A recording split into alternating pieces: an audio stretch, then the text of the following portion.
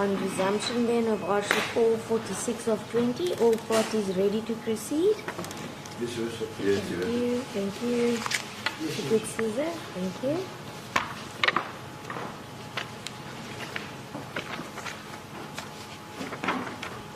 Colonel, you're reminded that you are still under oath in this matter. Thank you. Your Worship, before I continue asking the witness questions, may counsel for case number 1, case number 2, just confirm what exactly we have discussed and what is an issue. Advocate. Okay, so Your Worship, it's exactly as I said. My learned friend may hand up the reports as exhibits. If we take issue with any paragraphs that weren't even referred to by the witness, then we will cross-examine him on it. But there's no need to read every word of the reports out. I confirm exactly what I said earlier. Thank you, much appreciated, Advocate Matthews.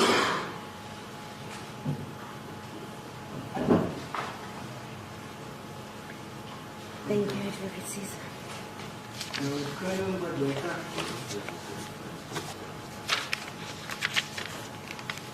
it's common cause that you have received a number of firearms which you've tested.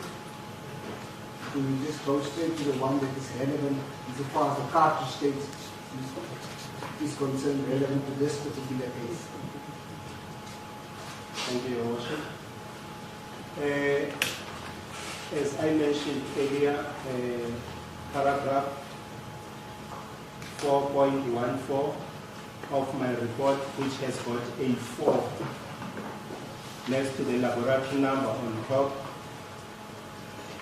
In paragraph 4.14, in sealed bag, number P, one opened evidence bag with number PAR 000238-256 dot. Then, on the 20th of August 2018, during the performance of my official duties, I received in the case file with lab 282270/18 an evidence bag with number PA 60006015680. I opened the bag and found the following exhibits. Paragraph 5.1, 1.22 Remington caliber fired cartridge case marked 282270/18A1, which is the cartridge case that I received for the very first time in respect to this case, Your Worship.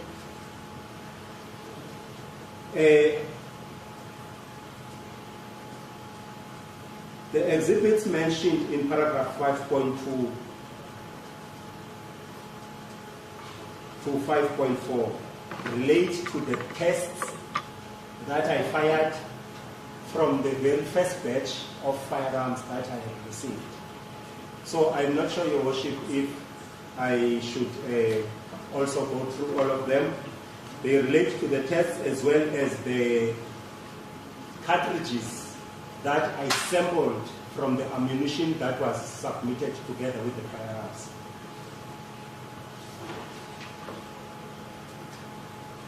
It's not necessary.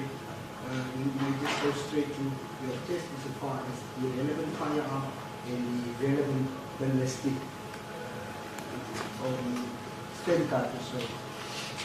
Then in paragraph 6, the intention and the scope of this forensic examination comprises of the following ballistics techniques: microscopic individualization of fired cartridge cases and firearm mechanism examination.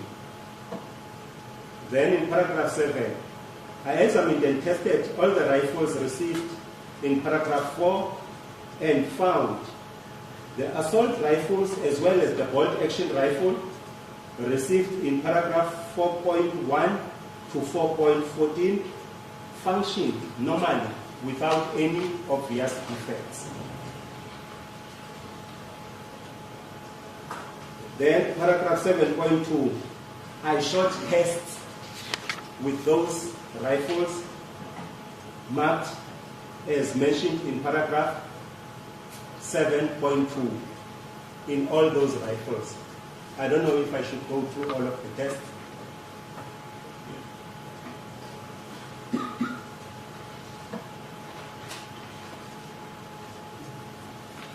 Can you just briefly state what does this test entail? After examination of a firearm, to ensure that the firearm is in complete working order, you examine it and you check the operability of the firearm, and once you've checked the operability of the firearm, then you fire tests to complete your examination. So these are the tests that I fired through all those rifles that I have received. No, I think you skip the specific test. Then, paragraph 8, I examined and tested the mechanisms of the assault rifles mentioned in paragraph 4.1.1, 4.2.1, 4.3.1, 4.4.1, 4.5.1, 4.6.1, 4.7.1, 4.8.1, 4.9.1, 4.10.1, 4.12.1, 4.13.1, and 4.14.1, and found them to be self-loading, but not capable of discharging more than one shot with a single depression of the trigger. I also found that these devices were manufactured or designed to discharge center fire ammunition. Then in paragraph 9, I examined and tested the mechanism of the bolt-action rifle, which was mentioned in 4.11.1, and found that the device was manufactured or designed to discharge center fire ammunition. Then in paragraph 10, I examined the cartridge cases mentioned in 5.1 and 7.2, that is the tests mentioned in 7.2, as well as against the exhibit, which is mentioned in 5.1, and compared the individual and class characteristic markings that were transferred to that particular cartridge cases by firearm components during the firing process. And I used a comparison microscope and found the fired cartridge case mentioned in paragraph 5.1, which was marked 2H2270/18A1, was fired in the firearm mentioned in paragraph 4.14.1. Paragraph 11, the conclusions arrived at were based on the facts established by means of an examination and the process which require a knowledge and skill in forensic ballistics. Your Worship, paragraph 12 deals with the dispatching of those exhibits after the examination. I'm not sure if I should go through all of them. Just in brief, what happens after these tests were conducted and a conclusion is made, what will happen to the exhibits?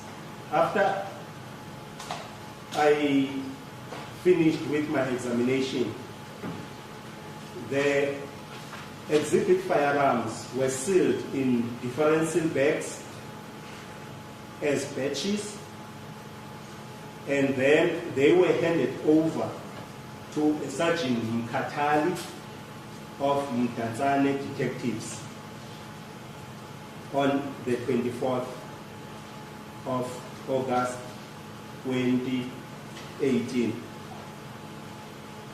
And the exhibits and the tests mentioned in paragraph 5.1 to 5.4, as well as the tests mentioned in paragraph 7.2, marked as per those paragraphs, were sealed in an evidence bag with number PA 6000-601 5680, and they were filed in my case file, Your Worship.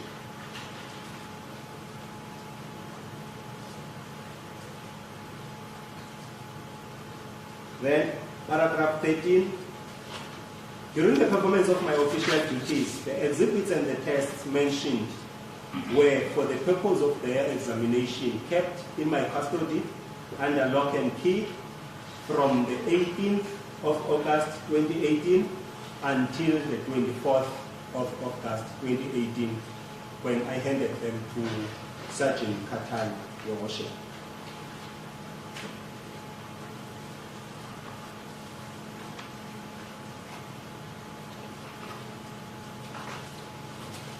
Your Worship, that is the end of the report in relation to the cartridge case and the firearm.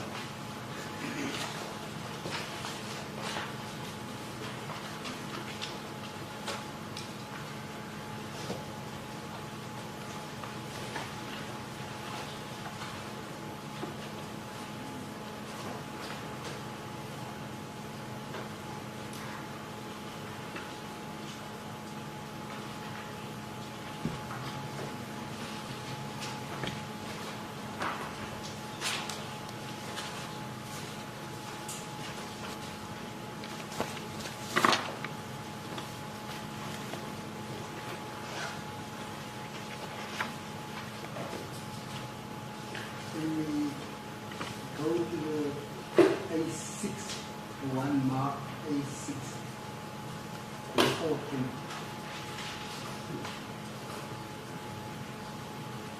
Not A6 we marked, it's just 6. 6. Yes.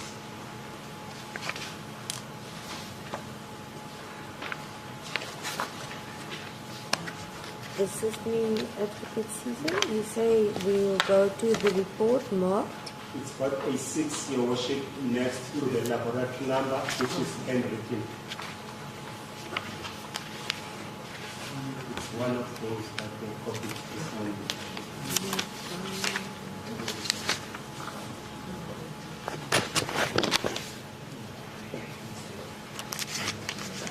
Oh, okay, I'm there.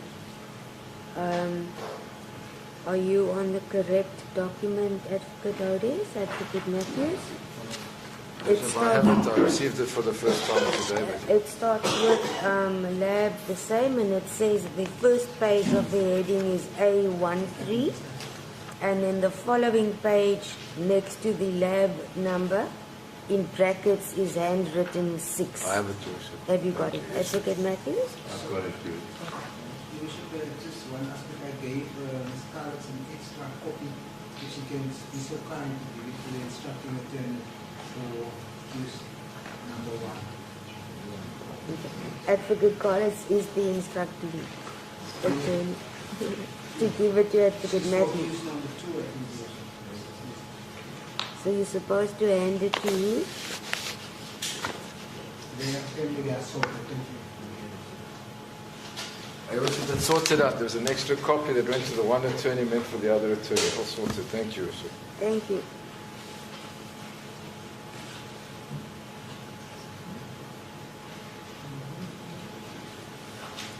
Thank you, Your Worship. In the report that has got number 6 written by hand in brackets next to the laboratory number, again, Your Worship, the qualifications and the training is still the same. I will start in paragraph 3.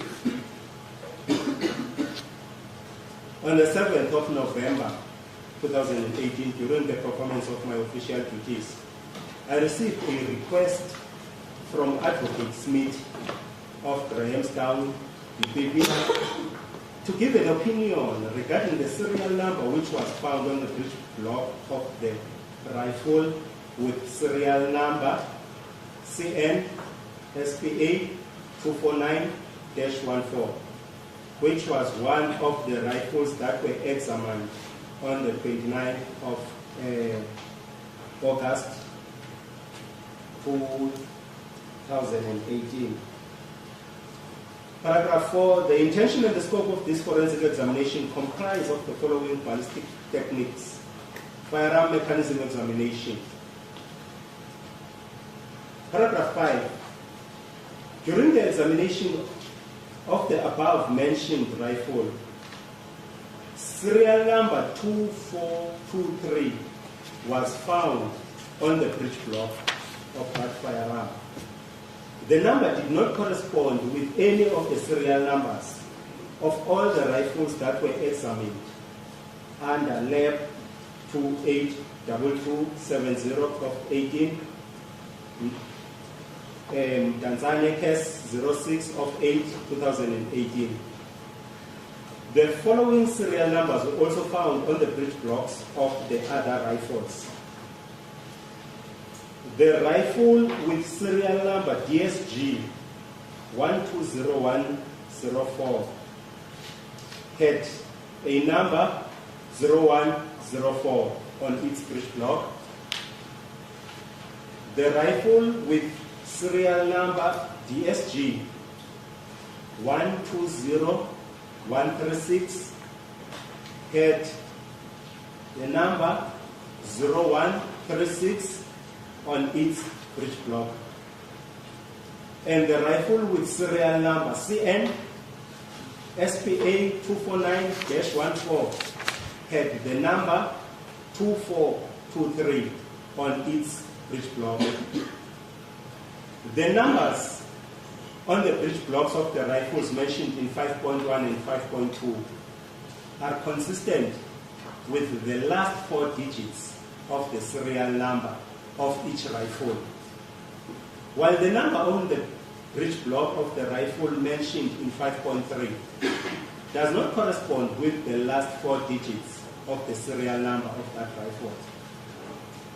Furthermore, the rifles with serial number starting with DSG have barrels that were about 100 millimeters longer than the models with the serial numbers starting with CN SPA.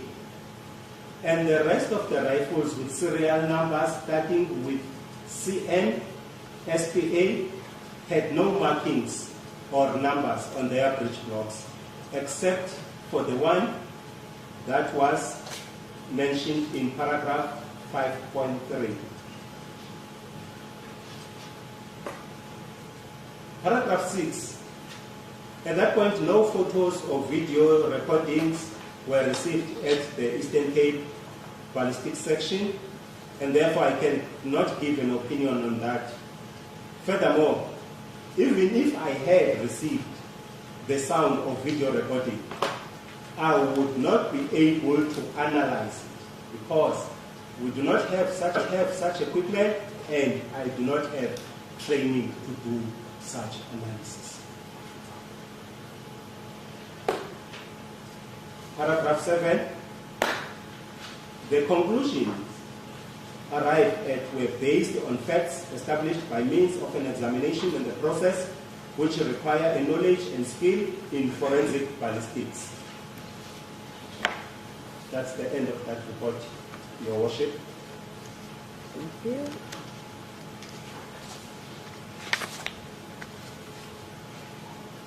Mr. Kalamandeka, just before you proceed, what is a breech block of a firearm? It's one part of the firearm, Your Worship, that will carry the breech face as well as the firing pin of that particular firearm. It's a supporting structure of that particular cartridge when it is fed into the chamber. Your Worship, Just a minute. You say it is a supporting? it is a supporting structure of a cartridge inside the chamber, and it also houses the firing pin of the firearm. Worship, what he said, what your worship didn't hear, which is much simpler. Let me just finish this sentence. Otherwise I'm going to have to repeat. Yes. It's the supporting structure of the cartridge when it is fed into the chamber. Okay, supporting structure of a cartridge When it is fed into the chamber. When fed into the chamber, got You that? confirm it.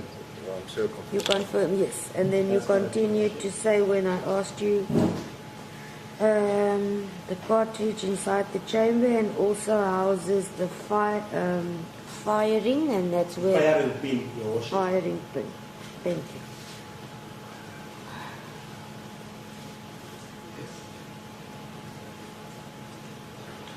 Your Worship, when a firearm is cocked,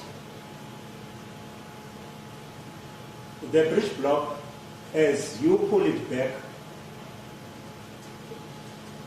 on its way forward, once you release it, because it's got a retention spring. Just, Mr. Baleka, just a little bit slower with regard to this part of the evidence.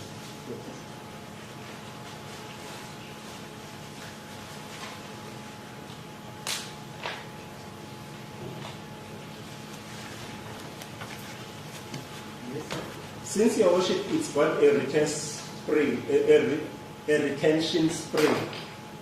On its way forward, it will trip a cartridge from the magazine and feed it into the chamber of the firearm and then support the back of that cartridge.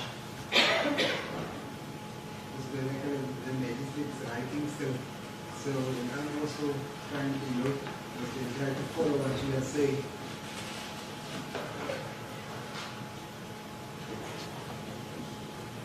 All right, I was on track until I memorize what you say and then write. So if it continues, then when advocacy is interrupted, since it has a retention spring on its way forward, it will trip a cartridge into, and then if you can feed it into the chamber. It's on its way forward. It will trip a cartridge from the magazine yes, into the chamber of the firearm and feed it forward.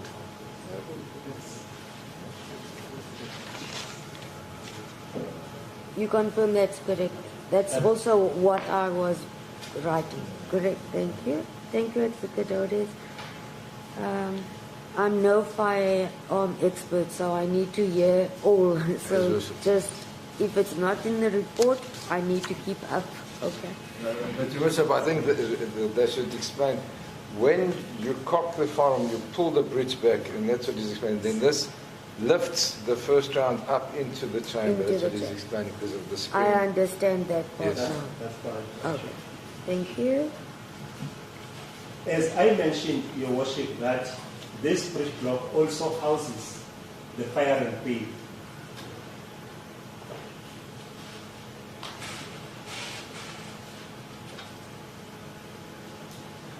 Now, a trigger pull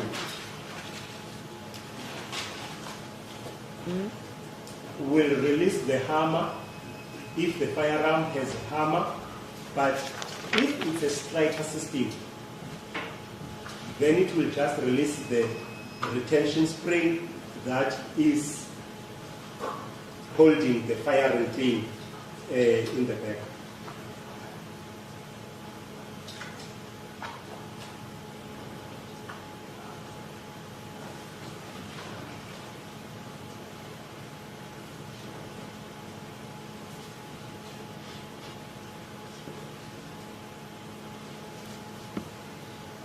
Then once that hammer falls onto the firing pin, Your Worship, the firing pin in turn will hit the primer of the cartridge.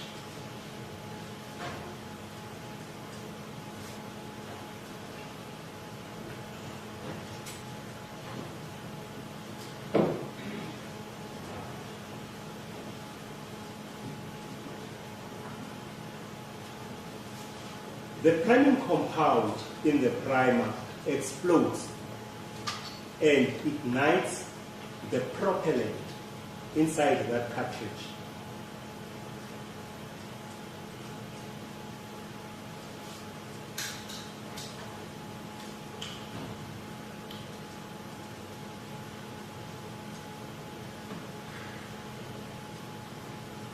Then, Your Worship, the propellant is burned and is transformed into gas at extreme high pressure and high temperatures.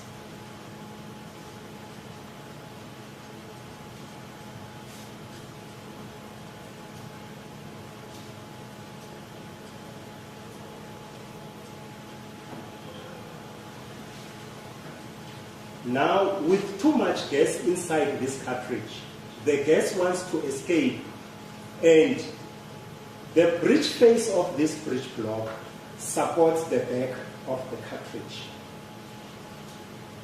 And the sides of the chamber support the sides of the cartridge. The chamber itself supports the sides of the cartridge.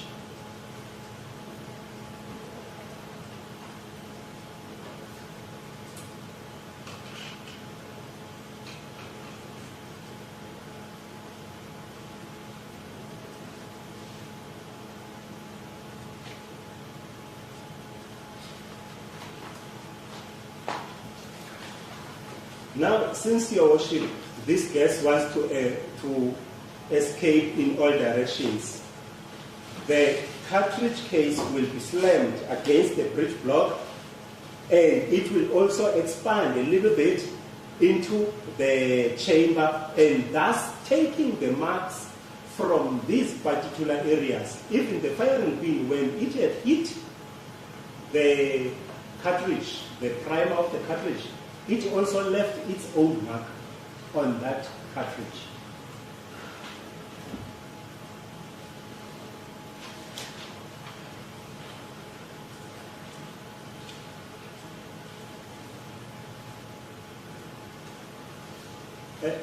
Your Worship, now the only thing that is not supported, it's a bullet, because it is just fitted and tightly.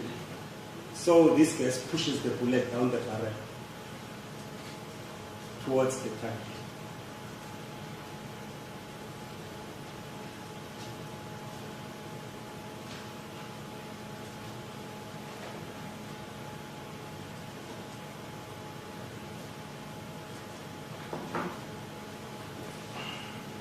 That's the firing process, Your Worship. Now, what was the purpose of Etiquette Smith's request insofar as the particular serial number was concerned to be investigated? Your Worship, when I was doing the comparison between my tests and the exhibit that I had received, I found that the breech face marks and the firing pin marks were negative with the firearm. But since it is our standard procedure that you check all the marks, the firearm leaves about 5 sets of marks. It will leave a breech face,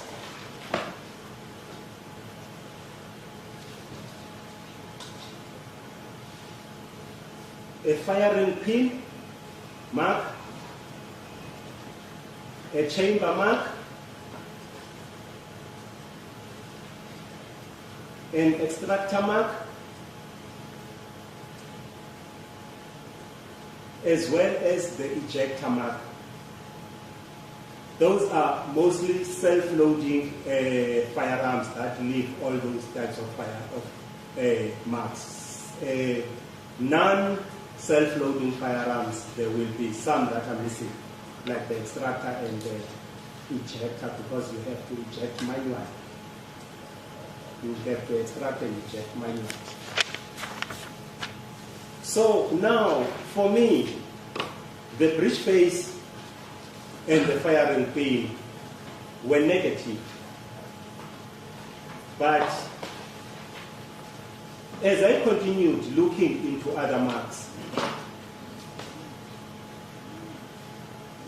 Then I found that the neck, which is part of the chamber, since this type of a cartridge is a bottleneck,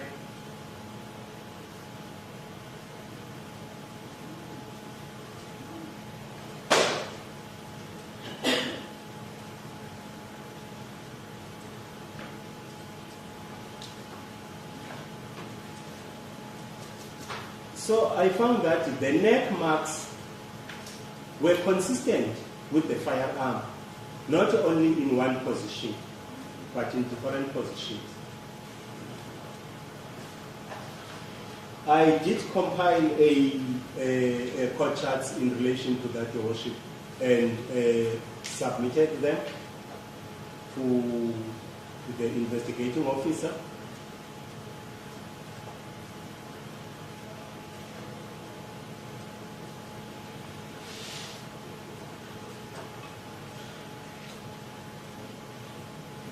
Your Worship, that is not the first time that had happened.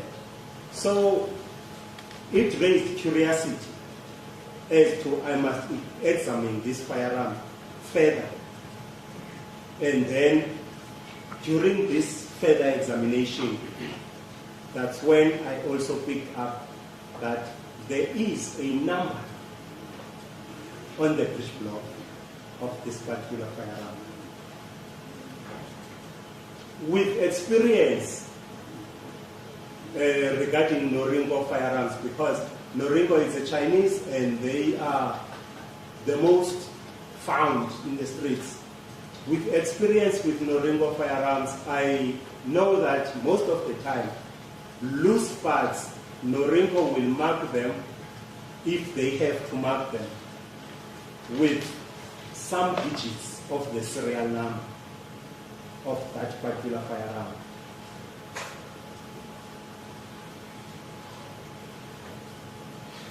And the marking on this particular one, the marking on the breech block, did not correspond with the actual firearm.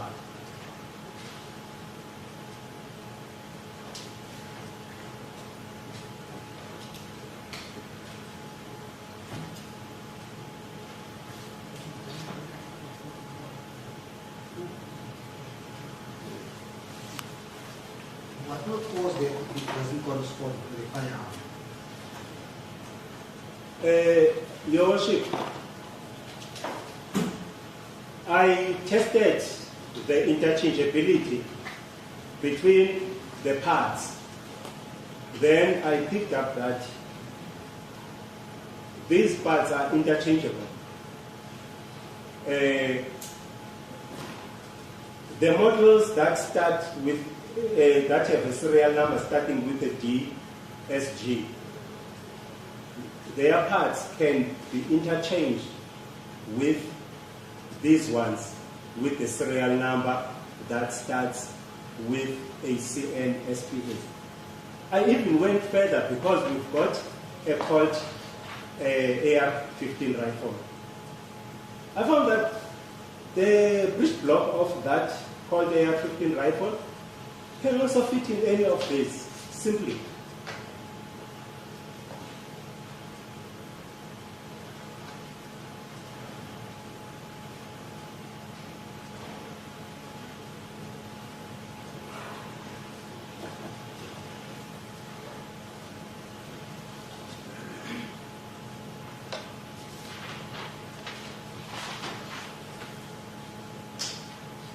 Your Worship, the marks that were used to make the identification are not part of it. They are part of the actual training. Sorry, I couldn't hear you. The marks used to identify? To identify the cartridge case are not part of the breech. The breech block ones, that is the firing pin and the breech case, were negative. That ones you could take, the cartridge case can take from the breech block. But those ones were from the chamber of the actual rifle.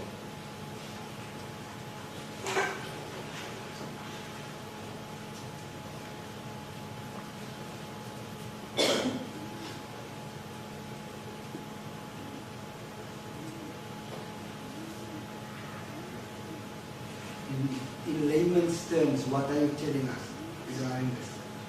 Just in layman's terms.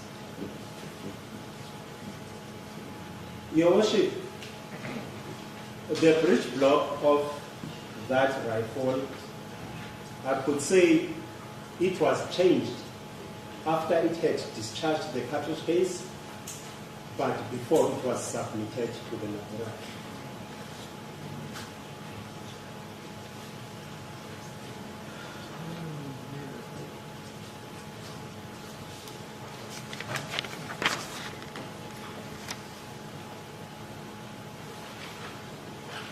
Do you know what the purpose there would be?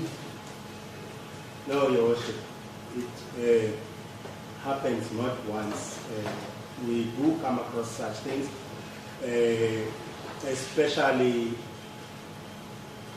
sometimes it's the police that were in training, and part of their training they have to disassemble firearms, and they end up with wrong parts sometimes.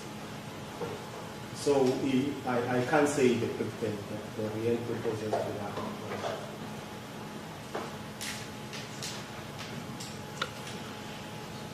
If the breech block was changed, will it affect the purpose of your examination? Was it affected at all if it's changed? I don't understand the question.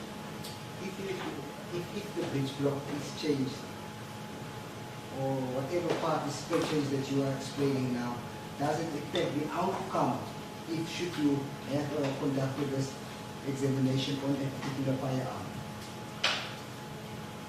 It did not affect the outcome as per se, because despite the breech block not belonging to this particular firearm, but the firearm was working perfectly, and I was still able to link the cartridge case I had received with this particular firearm.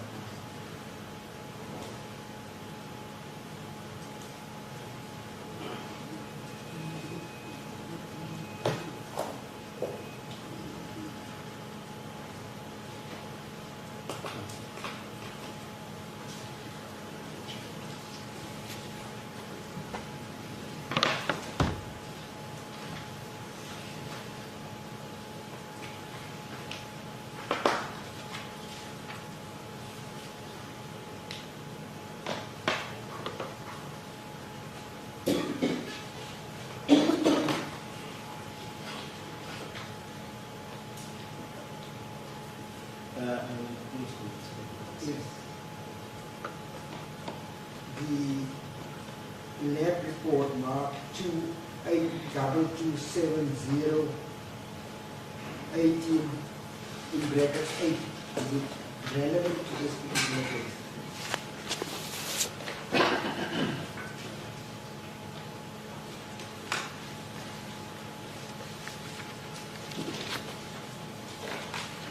I've got that report, Your Worship.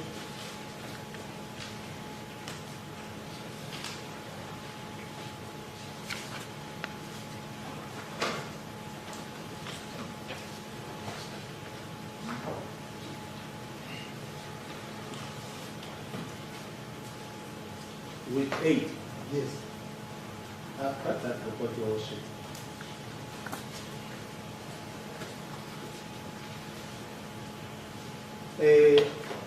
Since, Your Worship, the training and the qualifications are still the same, I think I would like to start at paragraph 3 of this report.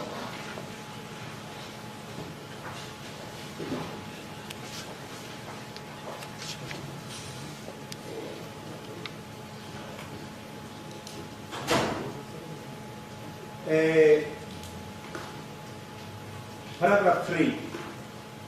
On the 5th of April 2019, during the performance of my official duties, I received an intact evidence bag with number PAD 0011-86-225, marked in Tanzania case 06 of 8 2018.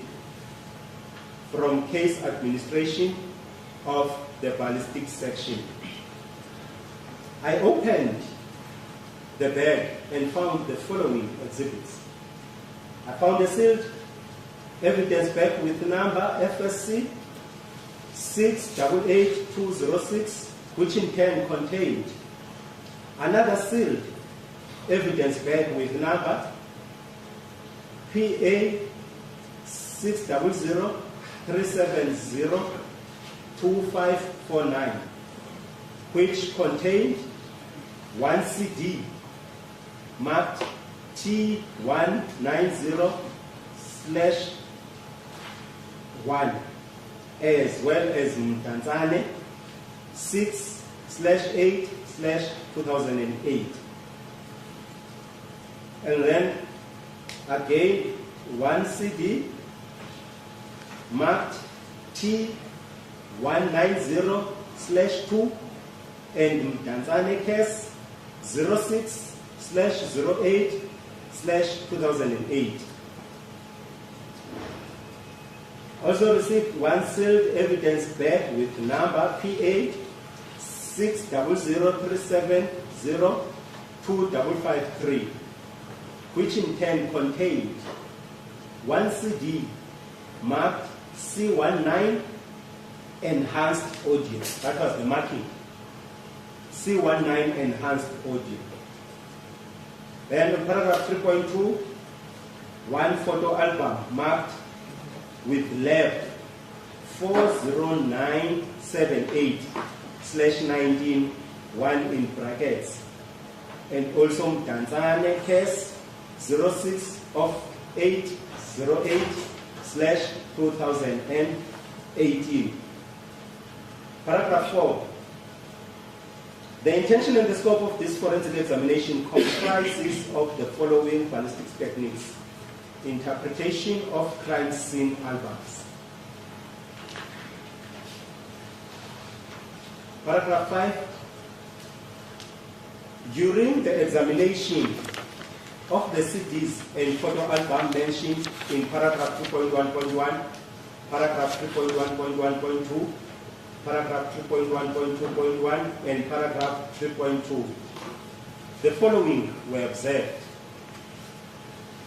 In CD mentioned in paragraph 3.1.1.1, I found two folders marked pistol and rifle respectively, which contain video footage and still photos, as well as the section 213, subsection 1 and subsection 2A statement of Criminal Procedure Act 51 of 1977, which was compiled by a Captain Reinette Coutier of DPCI. Paragraph 5.2, in CD mentioned in paragraph 3.1.1.2, I found a folder marked Mtanzane case 06/08/2018, which contained three subfolders marked enhanced footage and still photos, which contained video footage and still photos. Then 5.3, in CD mentioned in 3.1.2.1, I found a folder marked enhanced audio, which contained a subfolder marked T190-2, which in turn contained video footage. Then in photo album mentioned in 3.2, I found 24 photos marked pick 1 till pick 24. After examination of the still photos in the CDs and the photo album mentioned in paragraph 3.1.1.1, 3.1.1.2, 3.1.2.1, and 3.2, the following conclusions were made. I could not determine the identity of the person as well as the object the person was carrying in these CDs photos, in the CD's photos mentioned in 3.1.1.1, 3.1.1.2, as well as in the photo album mentioned in 3.2. No video footage and or sound or audio analysis was performed on these CDs mentioned in 3.1.1.1, 3.1.1.2, and 3.1.2.1, as I am not trained in video footage and audio analysis.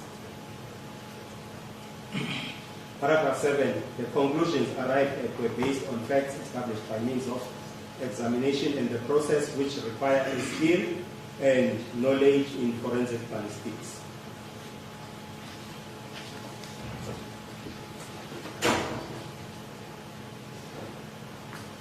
That's the end of the report. What did you look at the video footage? What was the video footage all about? Did you view the video footage?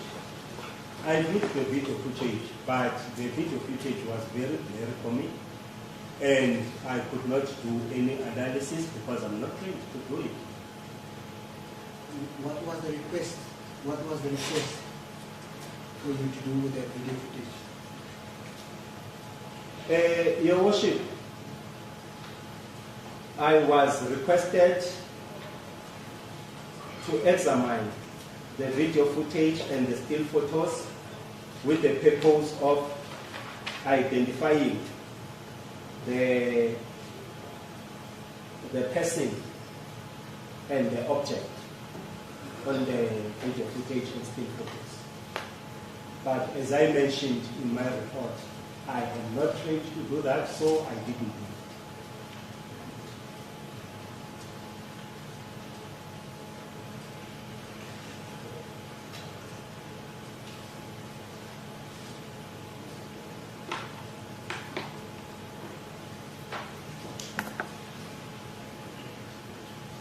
The spent cartridge that was tested, do you have it with you today? Yes, Your Worship.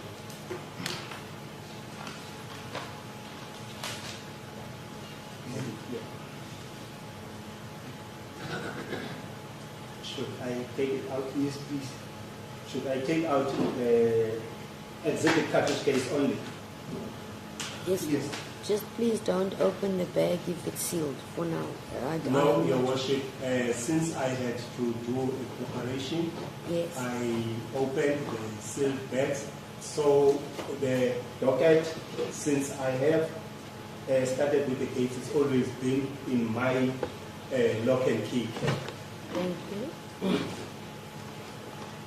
since 2018, 3rd of August.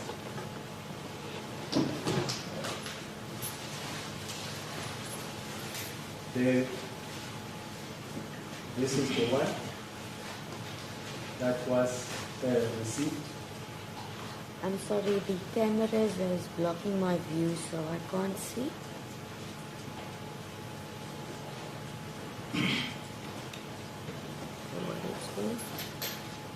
Thank you. Closer view to the defense.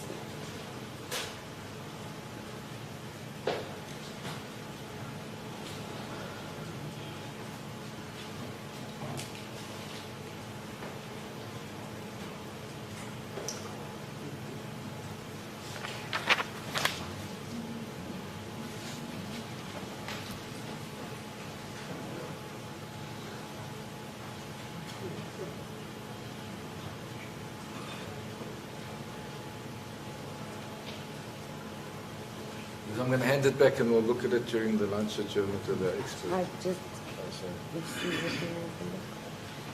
remember to sanitize since it's gone down the drain.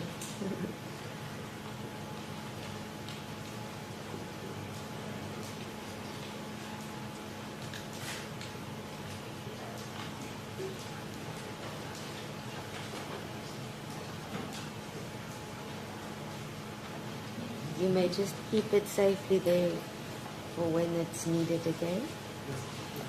To remark it, Exhibit 1.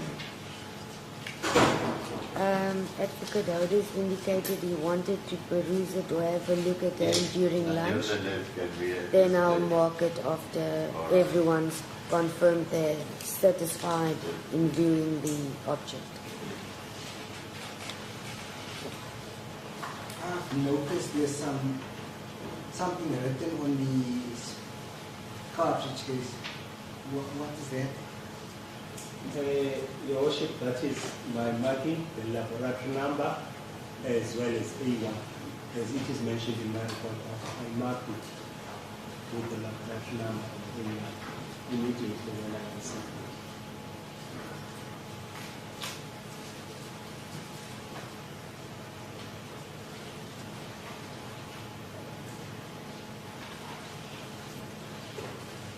I also noticed there's some indent or punched letters in the back of the what is it?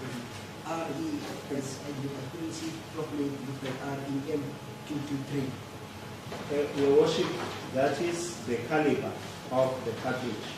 It's written .223 REM, which is a 223 Remington cartridge. Yes.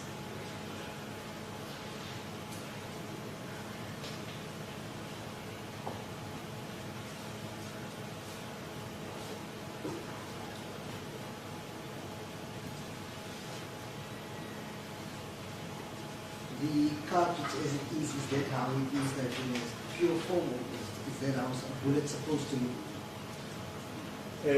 Your Worship, there is a difference between a cartridge and a cartridge case. This is a cartridge case. And I brought a cartridge, Your Worship, to just show that this is a cartridge. If I can just show the card. This is a cartridge. It's the whole thing before it is fired. It's the cartridge. Then once it is fired, or once it is separated, the tool and as well as the propellant, then it's a cartridge case. So I received a cartridge case, not a cartridge.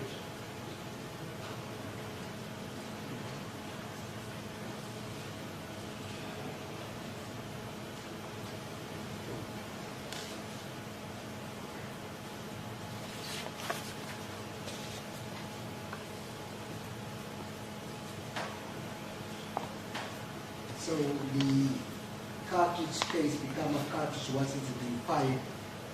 Or I just want the Other way around. The cartridge, once it's been fired or separated, then the empty dopey is the cartridge case.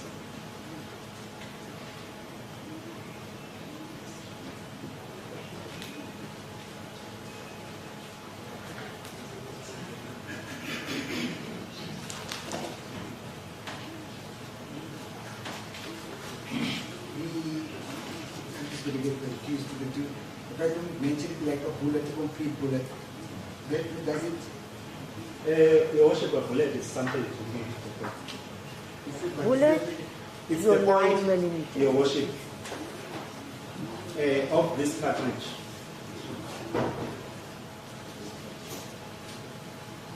The point of this cartridge is the bullet. The one they usually call the projectile.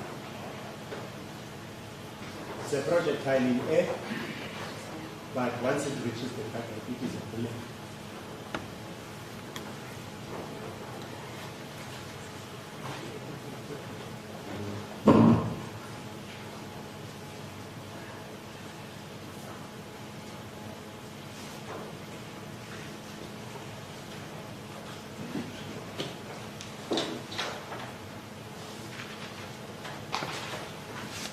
Can it be placed into any particular firearm, or do you need a specific caliber of firearm? Your Worship, cartridges are designed for specific firearm based on their dimensions. If, for example, the cartridge has a dimension of 9mm diameter and 19mm cartridge case length, then that cartridge is designed to be fired in a 9mm parabellum caliber firearm. Be it a pistol or whatever type of a firearm, but it is designed to be fired in a 9mm parabellum caliber. So this cartridge, for example, is a 5.56 by 45 millimeters. That is, the cartridge case length is 45 millimeters. It's designed to be discharged in a 5.56 by 45 millimeter caliber firearm or .223 Remington, because the dimensions of the two are exactly the same.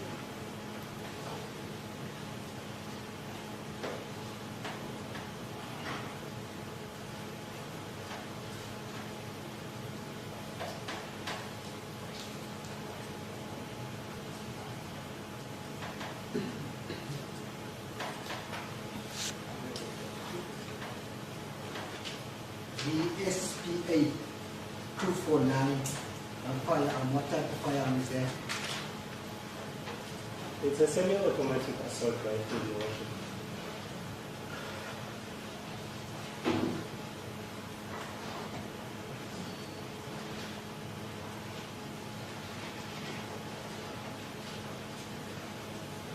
Was it designed to fire that type of bullet? The one that I received, Your Worship, yes. It was designed to fire 223 Remington and 5.56 by 45, which is the same.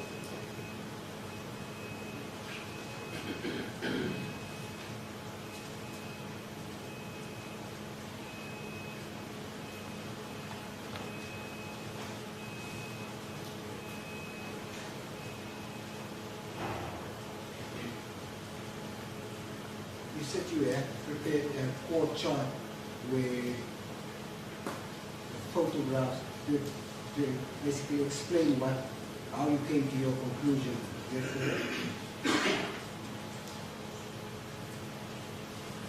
Yes, Your Worship, I did prepare court charts to show exactly where the marks were found and how the marks look like.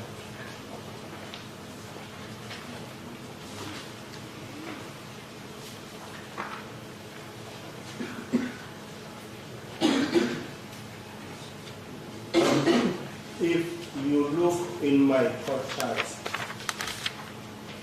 there are two images. There is a straight line going down in each one. There's one on the left and there's one on the right.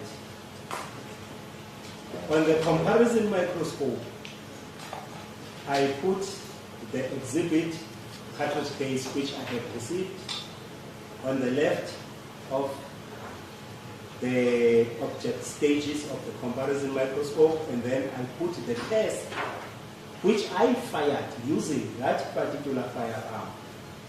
And then I was able to compare, to do a comparison between the two. And that is what I found, Your Worship.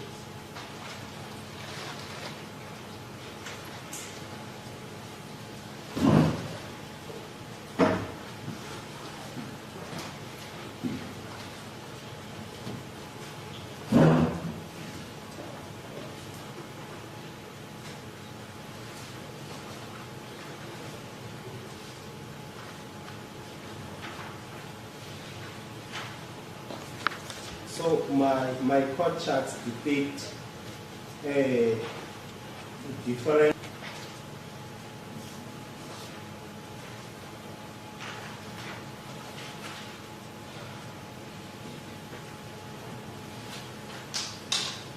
Now, it's educate me with fingerprints. I know you need like certain points, markings, and so you need a number, a specific number of points to say that it's a match or it does not match. Is it the same with firearms, with cartridge cases? No, not exactly also. With firearms, one can find a mark that is nicely identifiable. However, all other marks must orientate with that particular mark, especially if you find one mark. But in my case, I found different marks around. All other marks must orientate. For example, if you find this one mark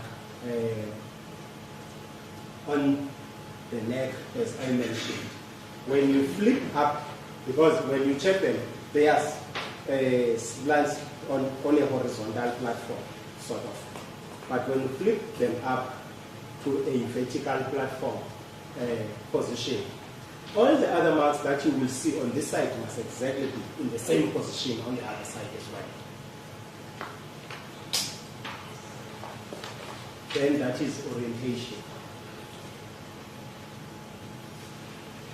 Is that what you found in this particular case with regard to this firearm?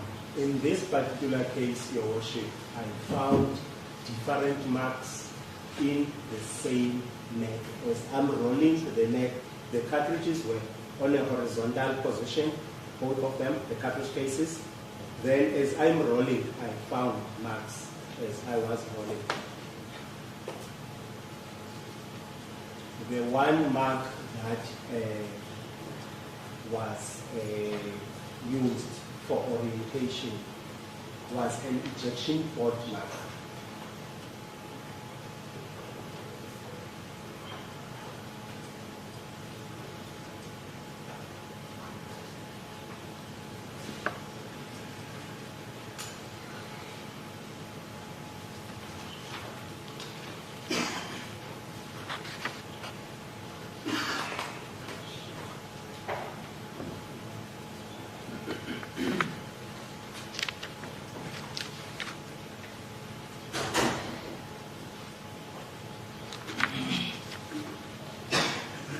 Earlier to a 9-meter parabellum and a 9-meter pretty block. That's all semi-automatic firearms. Is that correct?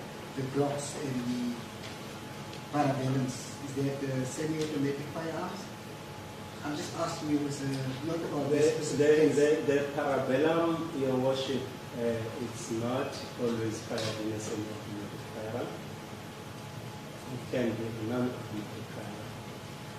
But the bottom line is the firearm needs to be manufactured and designed to discharge a specific cartridge.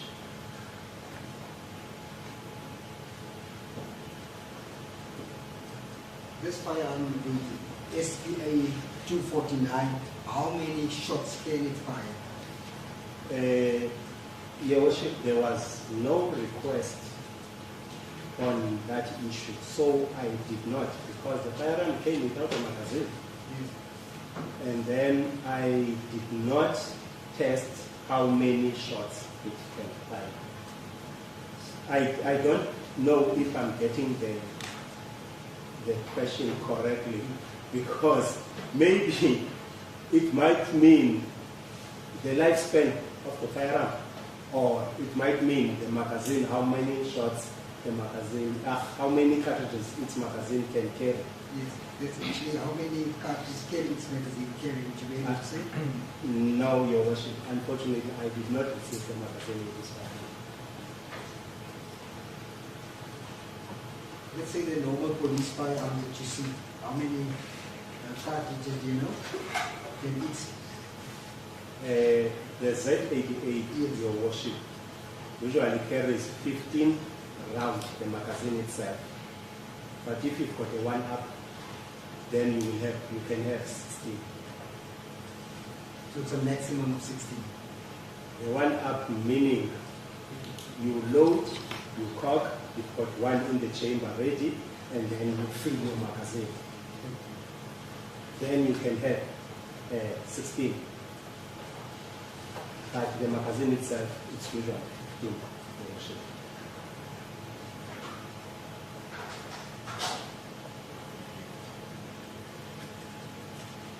Lastly, the number of firearms that you received, that you ought to have tested with for this particular case. Did all the serial numbers with each other correspond with each other? Was it the same serial numbers that they used just to identify a particular? Did I ask you how do you identify a particular firearm from the batches that you've received? Your Worship, all these firearms had serial numbers, unique serial numbers for each firearm. And they could all be identified easily with their serial numbers. None of them was tampered with in terms of their serial numbers.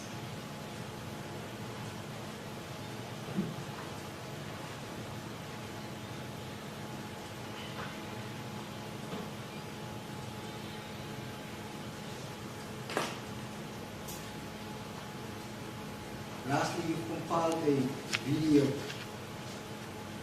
or you participated in a video. What was the purpose of doing that? Your Worship, there were 2 videos that I participated in. The first one was for the purpose of establishing the muzzle flash of the particular rifle. And the second one was for the purpose of establishing the ejection pattern of that rifle.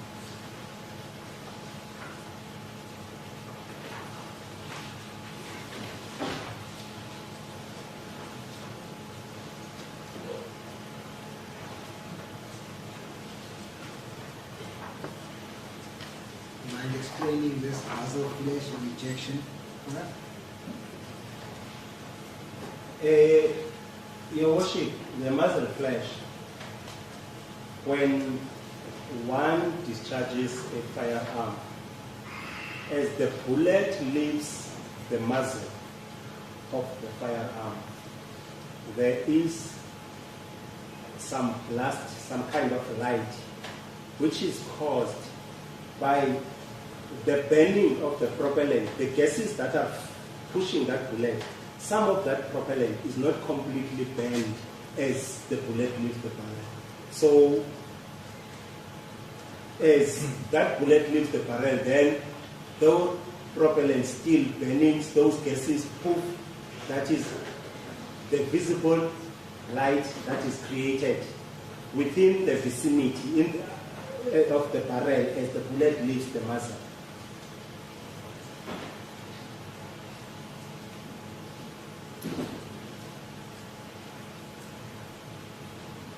With the ejection pattern, the primary aim is to determine how far and which direction does a particular firearm throw the empty cartridges.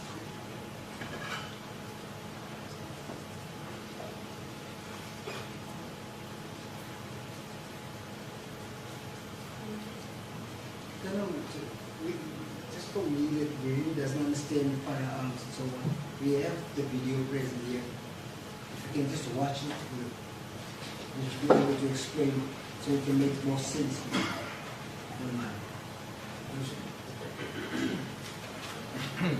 Comfortable with that, Advocate Yes, Otis? Advocate Matthews? No problem. I understand correctly that is mere testing. That's correct. No problem. Don't know if everyone can see and if you want some of the lights to be dimmed. Acting more tests of Tanzania case 06 of 8/2018. I am going to use the same firearm that was provided to me, which is a Norinco Model C2 with serial number CN SPA 249-14. Here we are going to shoot into the air. However, we have made a makeshift backstop since it is not allowed to shoot into the air. Here, the backstop will stop all the bullets that will be shot here.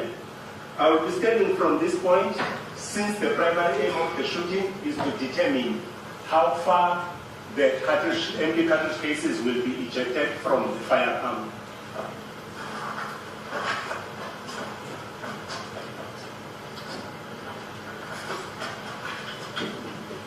Going to load the firearm. For cocking. Yes.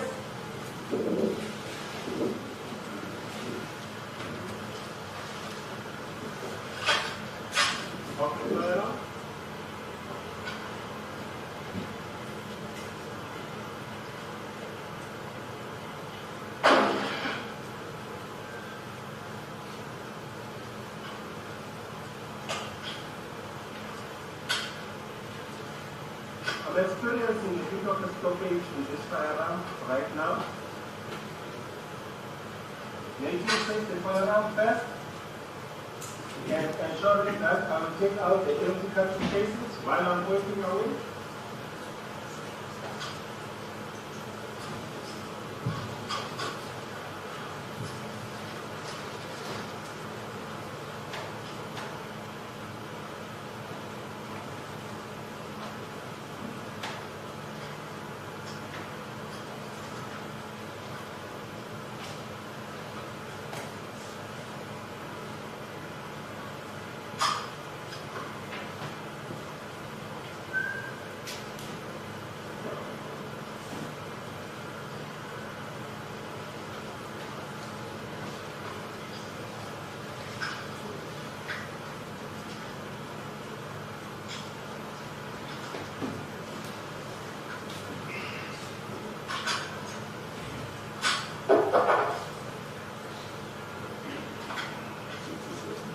Okay, I will reload.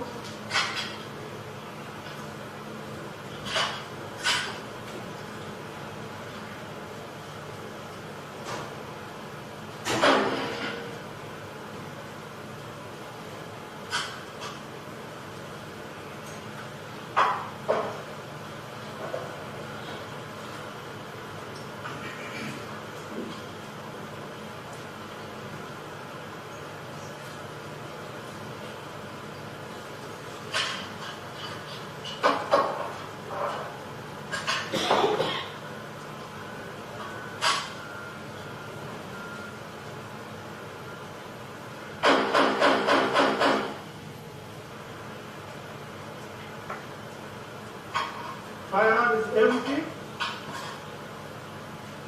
make it safe, and it's nice and safe.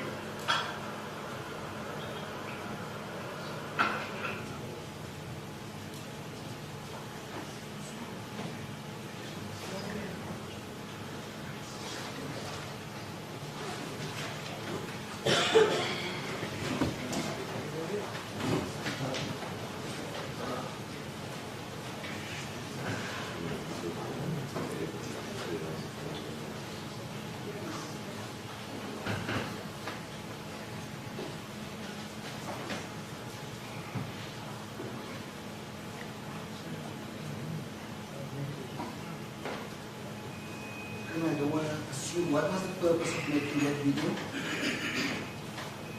Your Worship, this one, the purpose was to determine the ejection pattern of that particular firearm, how far it will throw and to which direction in the cartridge cases.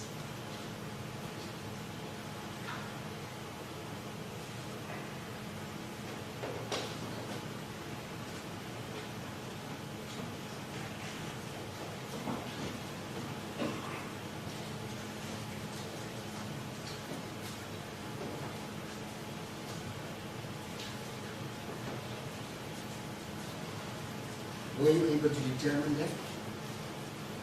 Yes, Your Worship. Your Worship, I determined that the firearm throws, I just need to find the correct report.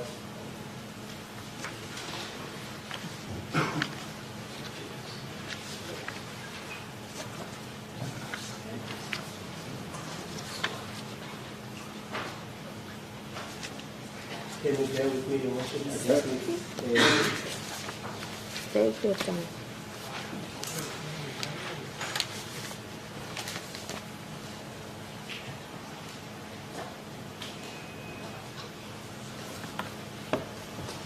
Worship, it's his report number 9, marked A133. It's the one that's got a 9 at the top. A133, report number 9. Yes, the thing is, they will dismantle their own product was dismantled for the purpose of making photographs. Your Worship, I found that the firearm ejects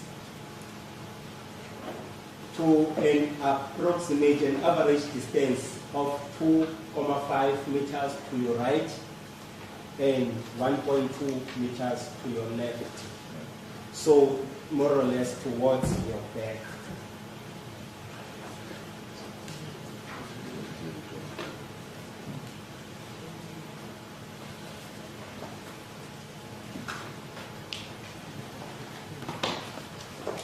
It's an average.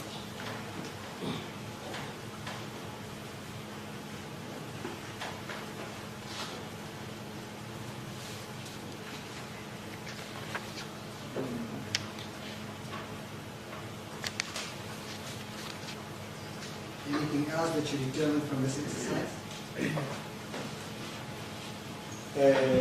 The primary aim of this exercise, Your Worship, was only to determine the ejection pattern. You also said on the video that you were experiencing a stoppage. What does it mean with that specific firearm? Your Worship, the firearm gave me a bit of a problem, like it sort of jammed when I wanted to shoot rapid fire with it. But when we examined the firearm, we found that it was a bit dry. Yes.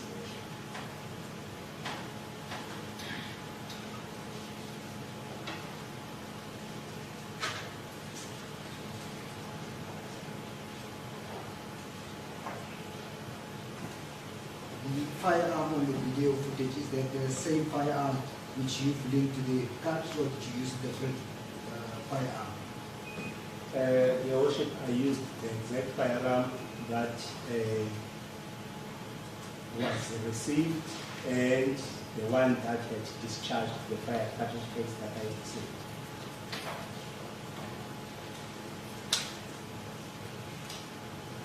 That's the SPA 249, is that correct? That's correct, Your Worship.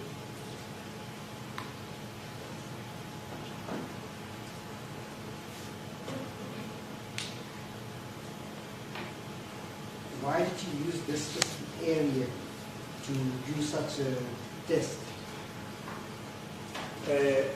Your Worship, that is an outdoor shooting range that we usually have an agreement with the owner of when we need to shoot specific tests that need an open area, because the normal shooting range that we use is an indoor shooting range. Therefore, there is a restriction in terms of the space in the indoor shooting range. So we needed an outdoor shooting range so that if it has to throw them 50 meters, then it will throw them 50 meters.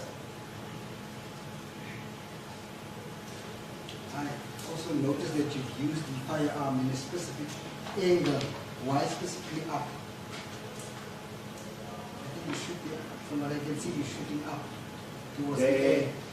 The instruction was, Your Worship, I must shoot in the air. So that's why I made a makeshift bed stopper, because when I mentioned that it is not allowed to shoot in the air, then I also offered that we could make a makeshift bed stopper. For what purpose is that? The bed stopper, we need, when you shoot, you must know where that bullet is going to end. You don't just shoot just for the sake of shooting. So now I needed to make sure that those bullets do not go anywhere. Something catches them. So I filled a box with Kevlar bags, and every time I tested with the same firearm, shooting through that box, until I could see that was done in an indoor shooting range, in a controlled environment, which has its own bed stoppers. And then when I was satisfied that the bullets cannot go through these Kevlars anymore, then I just threw a couple more just to ensure. And then my bed stopper was ready. So when we arrived at this shooting range, we found some kind of a carport which had an opening, and that opening was nice for us to put that bed stopper so that we could shoot into the air. Hadn't we find that carport, then I wouldn't have done the test on the outside. I wouldn't have done the test at all. Correct. What goes up must come down. In other words, is there anything coming down? I know what goes up must come down at the end of the day. Is there the position here as well? In this case, what went up remained up in the box. It makes sense, yes. Lastly, this 249, I just want to find out if you do fire a shot, the spent cartridge, what happens to it? It is ejected, kicked out of the firearm. It's the measurements he indicated as. That's the measurements 2.5 on your right, 1.2 on your left. That was the measurements you established there of the cartridge. The measurements you've already placed on record regarding the spent cartridge. It was 2.5 meters to the right and 1.2 to your left. Yes.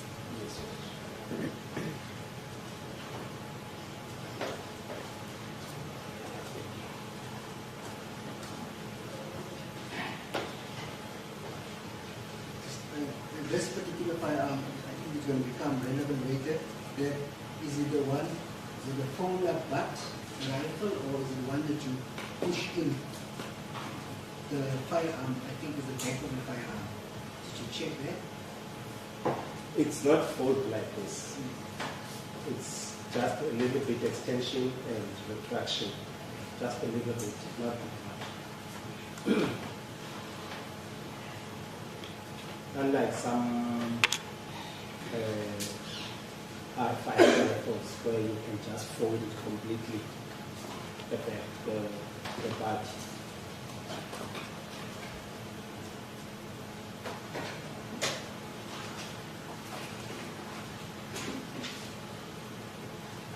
Then we're going to play the second video. This is.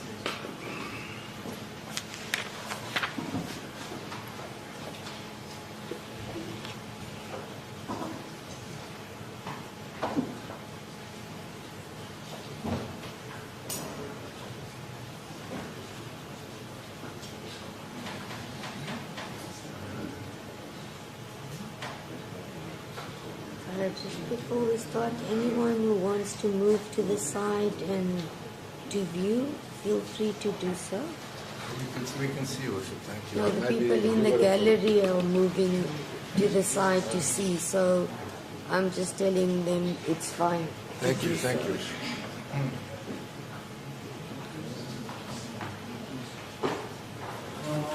All right.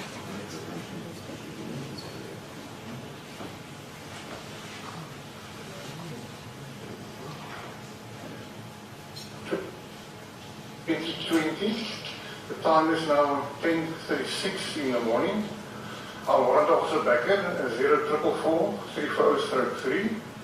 I'm here in the basement of the Forensic Science Laboratory Ballistics section in North End, Port Elizabeth. I'm making the recording on a Sony Handycam at a distance of 2.3 meters from the shooter. Thank you, Colonel. I'm Lieutenant Majeka from the ballistic section. We are doing tests with the purpose of recording the muzzle flash.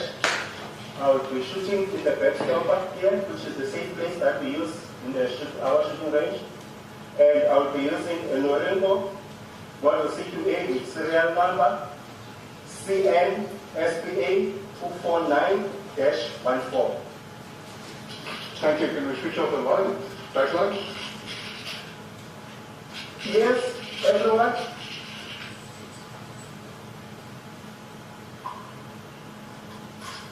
Since we did not receive the magazine with the firearm, I will load the firearm manually.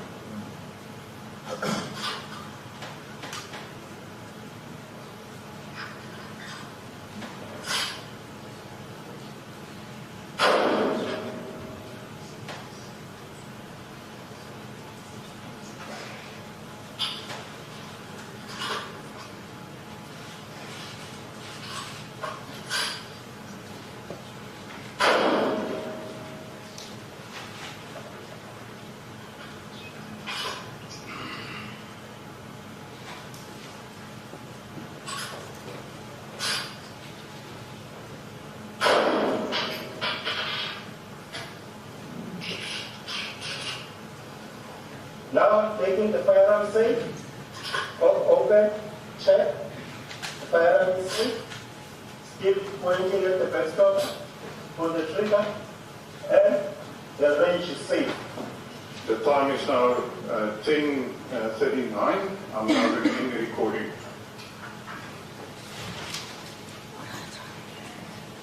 So just for the record purposes, it was to show the muzzle flash. I think that was visible to all. As Worship, yes. Look at Matthews. Yes, I've seen it. Thank you.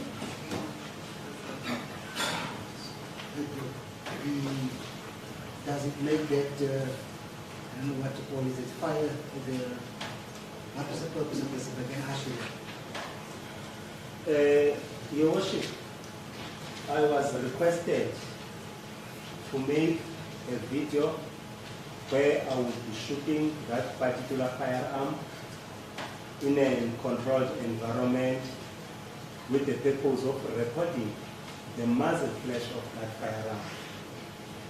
I was not going to analyze the muzzle flash itself. The purpose was just to record it.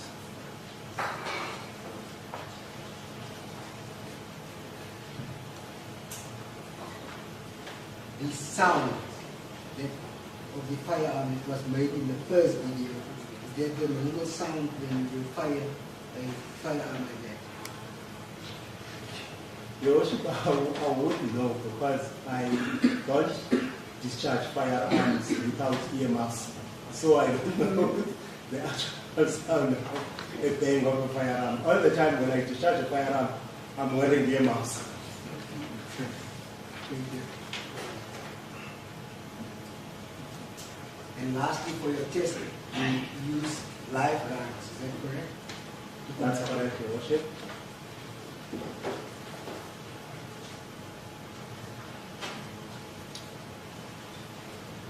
I know that this is going to be, I don't know whether this is the opportune time. It has been discussed. The firearm is present. I would want the witness to just identify the firearm. If that's indeed the firearm. Okay? I have no objection provided it's safe. Your It Worship. is safe, Your Worship. Who is in possession of the said firearm? Captain Swat, the one that testified about, and I was present. Right. Comfortable, Advocate Matthews? I'm not comfortable with Mr. Swat and firearm. Not joking. All right, we should also laugh a little, I suppose, isn't it? Right, Captain Swat, you may present the firearm and you confirm that it's secure, safe, no magazine. Still sealed as it came back from the forensic lab. Okay, the record will reflect the sealed firearm.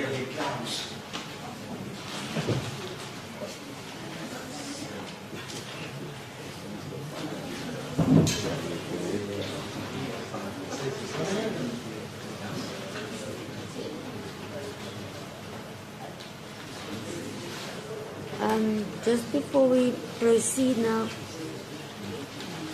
please, sorry, the gallery, sorry ma'am, I can't hear what he said here, sorry. I'm not sure now if you could see that it said that it's still in the sealed bag as it was received from the lab. Do you want that bag to be opened now? That's correct, Your Worship. I don't think anything further. Not. Are you able to identify this pipe? Yeah, it's fine. He indicated not, Your Worship. You can identify it. Can you just read the seal number into the record of the bag that you are about to open, please? Your Worship, I just received a firearm in sealed evidence bag with number PAR 000-179-3185. Thank you. The sealed bag is marked Mtanzane, case 6/08/2008, lab number 282270 of 18.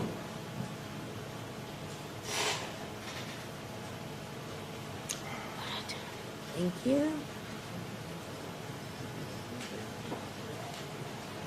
Inside this, Your Worship, seal bag, without even opening it, I can see that this is the Norinco Model CQ-A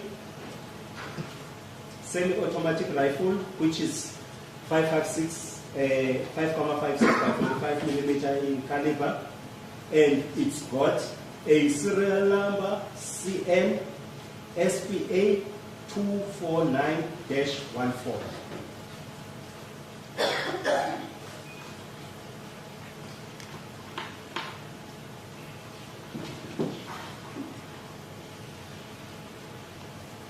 And you confirm that's the same firearm that matched the cartridge case.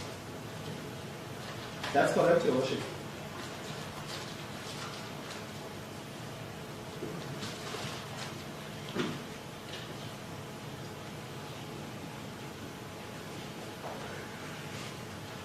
Thank you, Worship. I've got no further questions.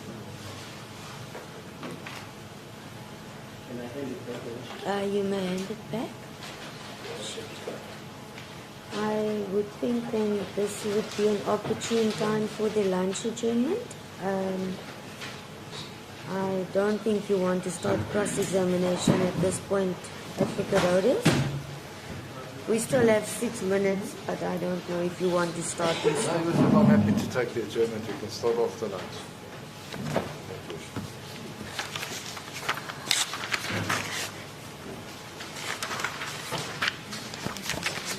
This policeman has just walked past us, has issued a threat to me.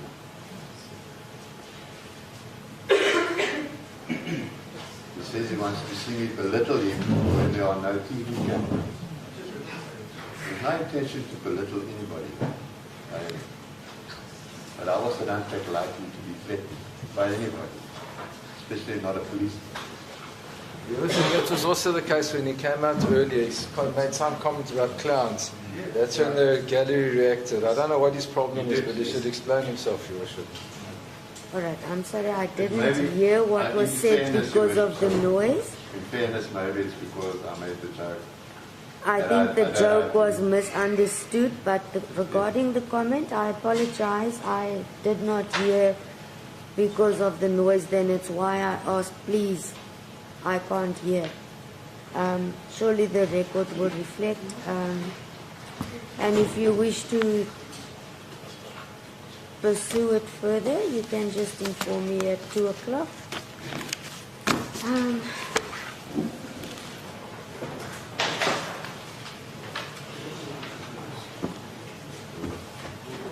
Who's going to...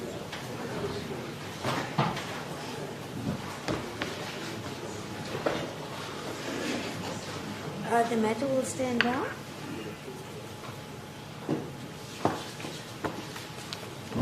Maybe we can switch the aircons on and then the temperatures will cool down.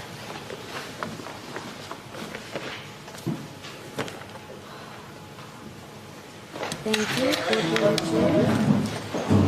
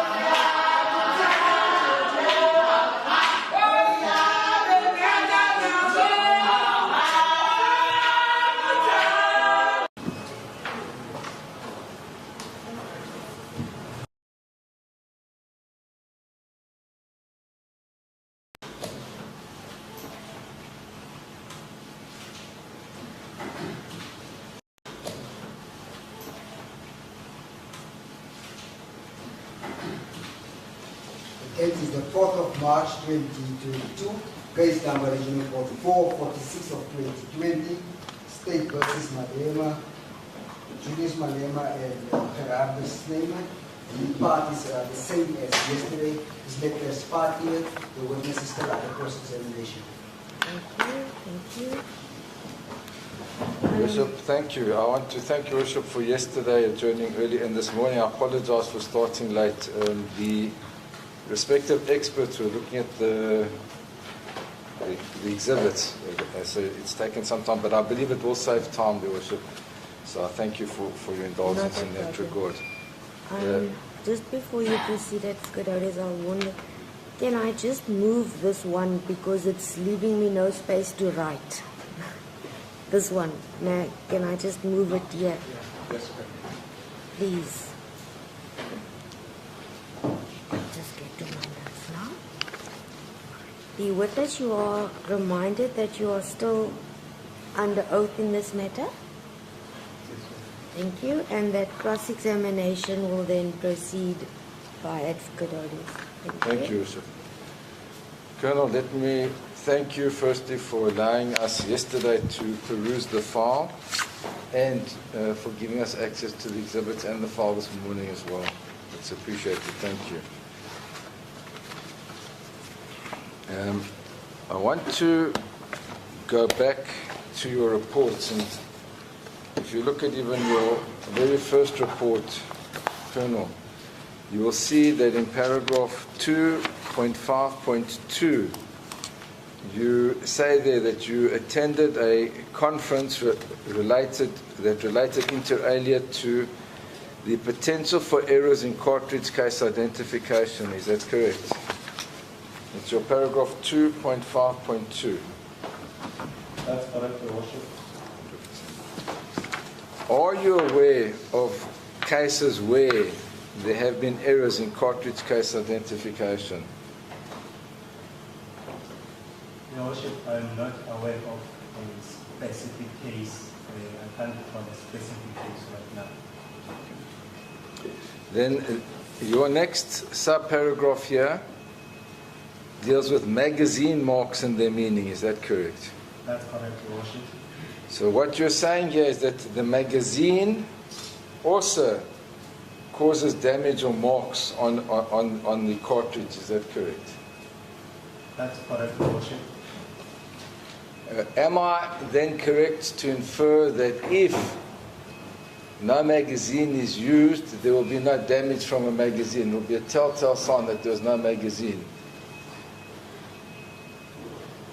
If a magazine is not present, then there will be no marks that are usually left by the magazine. Now in this instance, on this cartridge that was found at the stadium, were there any magazine marks? Your Worship, the magazine marks have no much bearing in our examination. Therefore, there was no need for me to ensure if there are magazine marks or there are no magazine marks. You haven't answered the question, so I'm going to rephrase. Were you told in this matter that we were dealing with a case where no magazine had been used? No, Your Worship. Had you been told that this was an instance where no magazine was used, would you have looked at the cartridge to exclude that possibility by looking for magazine marks? Your Worship, as I have already mentioned, magazine marks have no meaning to us. Therefore, there is no need for me to look for magazine marks at them when I'm doing my examinations. Colonel, would I be correct in inferring, because you haven't answered this question, that you did not look for magazine marks in this case? I did not look for magazine marks, Your Worship, in this case. Thank you. Now,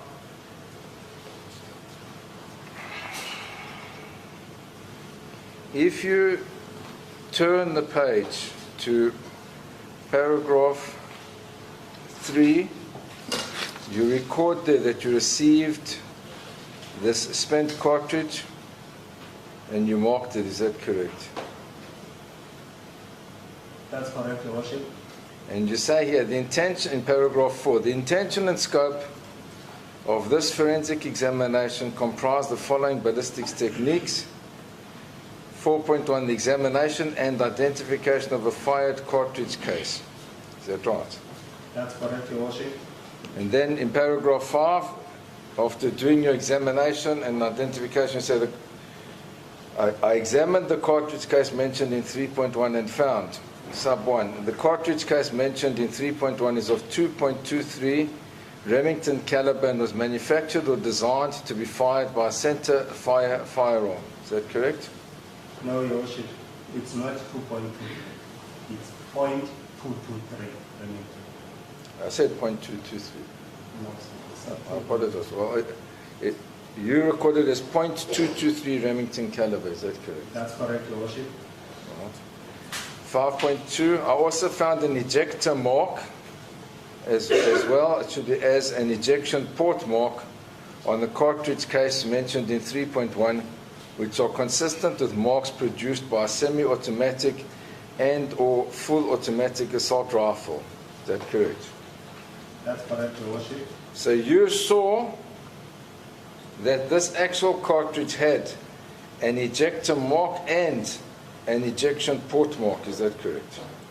That's correct, Your Worship. Okay. You then explain that you determined this in paragraph 6 based on facts established by means of an examination process which require a knowledge and skill in forensic ballistics. Is that correct? That's correct, Your Worship. When you testified, you went on to say that you also acquired this image on the ARBIS system. Is that correct? That's correct, Your Worship. Can you explain to the court what the ARBIS system is?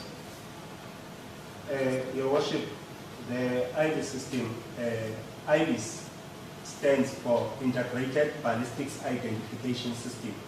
This is a database where all specimens in the form of fired cartridge cases and fired bullets, be it an exhibit that has been received from a crime scene or a test which I have fired with a particular firearm that I have received to test, we acquire the image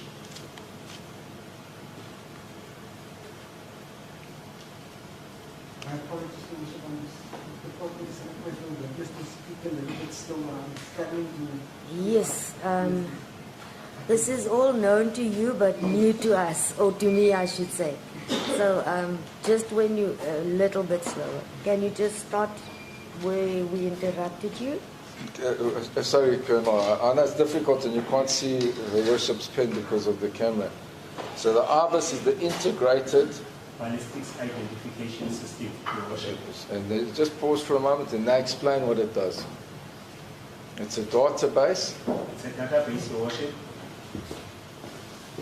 Yes, where all specimens, be it an exhibit or a test that you had fired, you then acquire the image. We acquire an image onto this database, Your Worship. When you say acquire, what you mean is you actually put it into the database that can be compared to all the other exhibits of other cases. Is that correct? Yes, Your Worship. Can I qualify that? Your Worship, we will put the exhibit cartridge case into this system, and this system will take images of this fired cartridge case, and those images are kept in the database, and they are compared with other cases nationally. And there was recently a case where they arrested suspects and they then used the ARBIS system to tie that case up with other cases. So you see if there have been other instances where it's involved, almost like a fingerprint. Would that be accurate? Yes, Your Worship. What happens, the the database itself, as it compares this image with all the images that have been put into this database, then once there is a similarity, for example, Your Worship, if it's an East London case, it's similar, there's a similarity with a Polokwane case, then we physically compare the two. The system helps us as a tool. At the end of the day, we physically compare. So, as a person sitting in Port Elizabeth doing the East London case, I will call Pretoria. Pretoria, please send me the exhibit of Polokwane case number so and so that I can physically confirm the hit. It's called a hit once the two are. I just want to wait because you've spoken a lot to the command. I apologize. No, you're explaining, sir.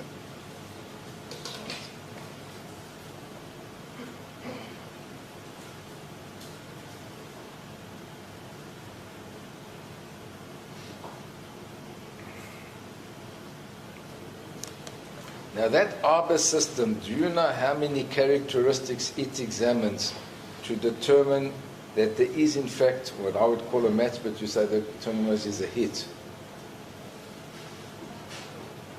Your Worship, the IV system takes the head stem of the cartridge case. Therefore, it takes the images of the breech face.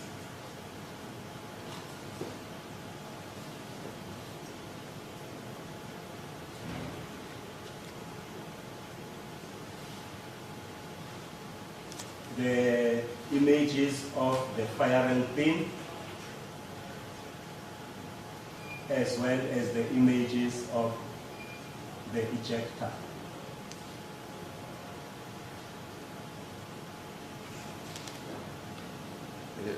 I know it's getting complicated, but you haven't answered the question.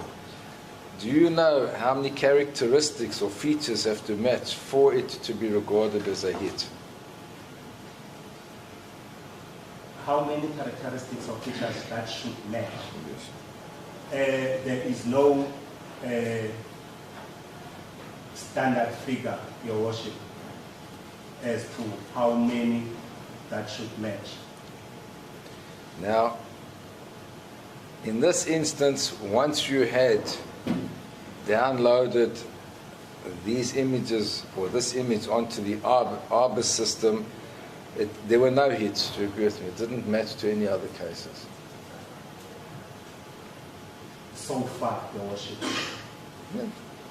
Remember, that system has, that database has millions of exhibits and tests that have been applied to it. Therefore, sometimes it can take years for a hit to come up. So let me rephrase it and then we'll get my clear. Since August 2018 to date, which is yours, you have not had a hit on this exhibit, you agree with me, on the Arbor system? No, Your Worship. I know you agree there was no hit. I just need to get it clearly on record. Not that I know of, Your Worship. Your Worship, can I also say something regarding IRIS? IRIS is under a different subsection of the ballistics. It's a different subsection of the ballistics section. All I do at IRIS is to just acquire the images. Following up as to finding if they are hits or not, there are different people that do that job. Fair enough. No, I appreciate that. If you would turn then, sir, to your second report that you marked second and third. It says mark 2 and 3. Can you tell us why you marked it 2 and 3 when it's one report?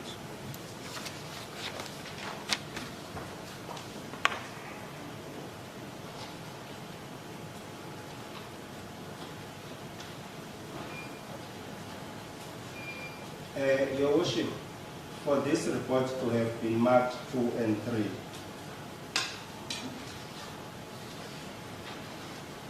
Two sets of exhibits were received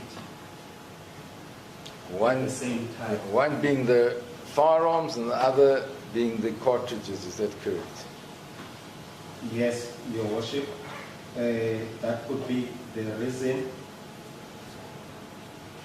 why I was busy working with the first set of exhibits, then another batch arrived. As a result, they ended up being 2 and 3, Your Worship. Now, we consulted last night, and I ascertained that when these rifles were handed in, there was a request from the investigating officer for 5 rounds to be handed in with each firearm. Are you aware of that? For 5 rounds. Yeah, 5 rounds accompanied each and every one of these. I am not aware of the request, Your Worship.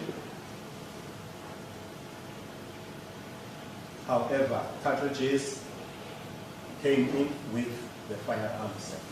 I know, but when I don't want to confuse things. I say something. When I say 5 rounds, it was 5 live rounds, unspent cartridges that accompanied each firearm when they were handed over.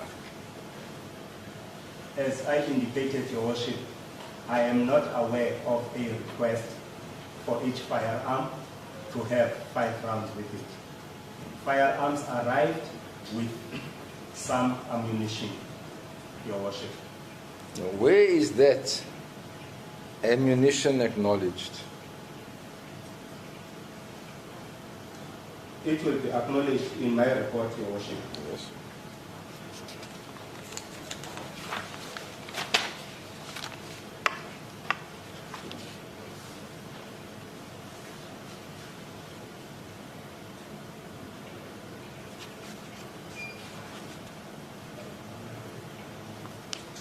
Your Worship, with my report that is marked 2 and 3, paragraph 4.13.1, that is the start of the samples that I took out of the ammunition which I have received.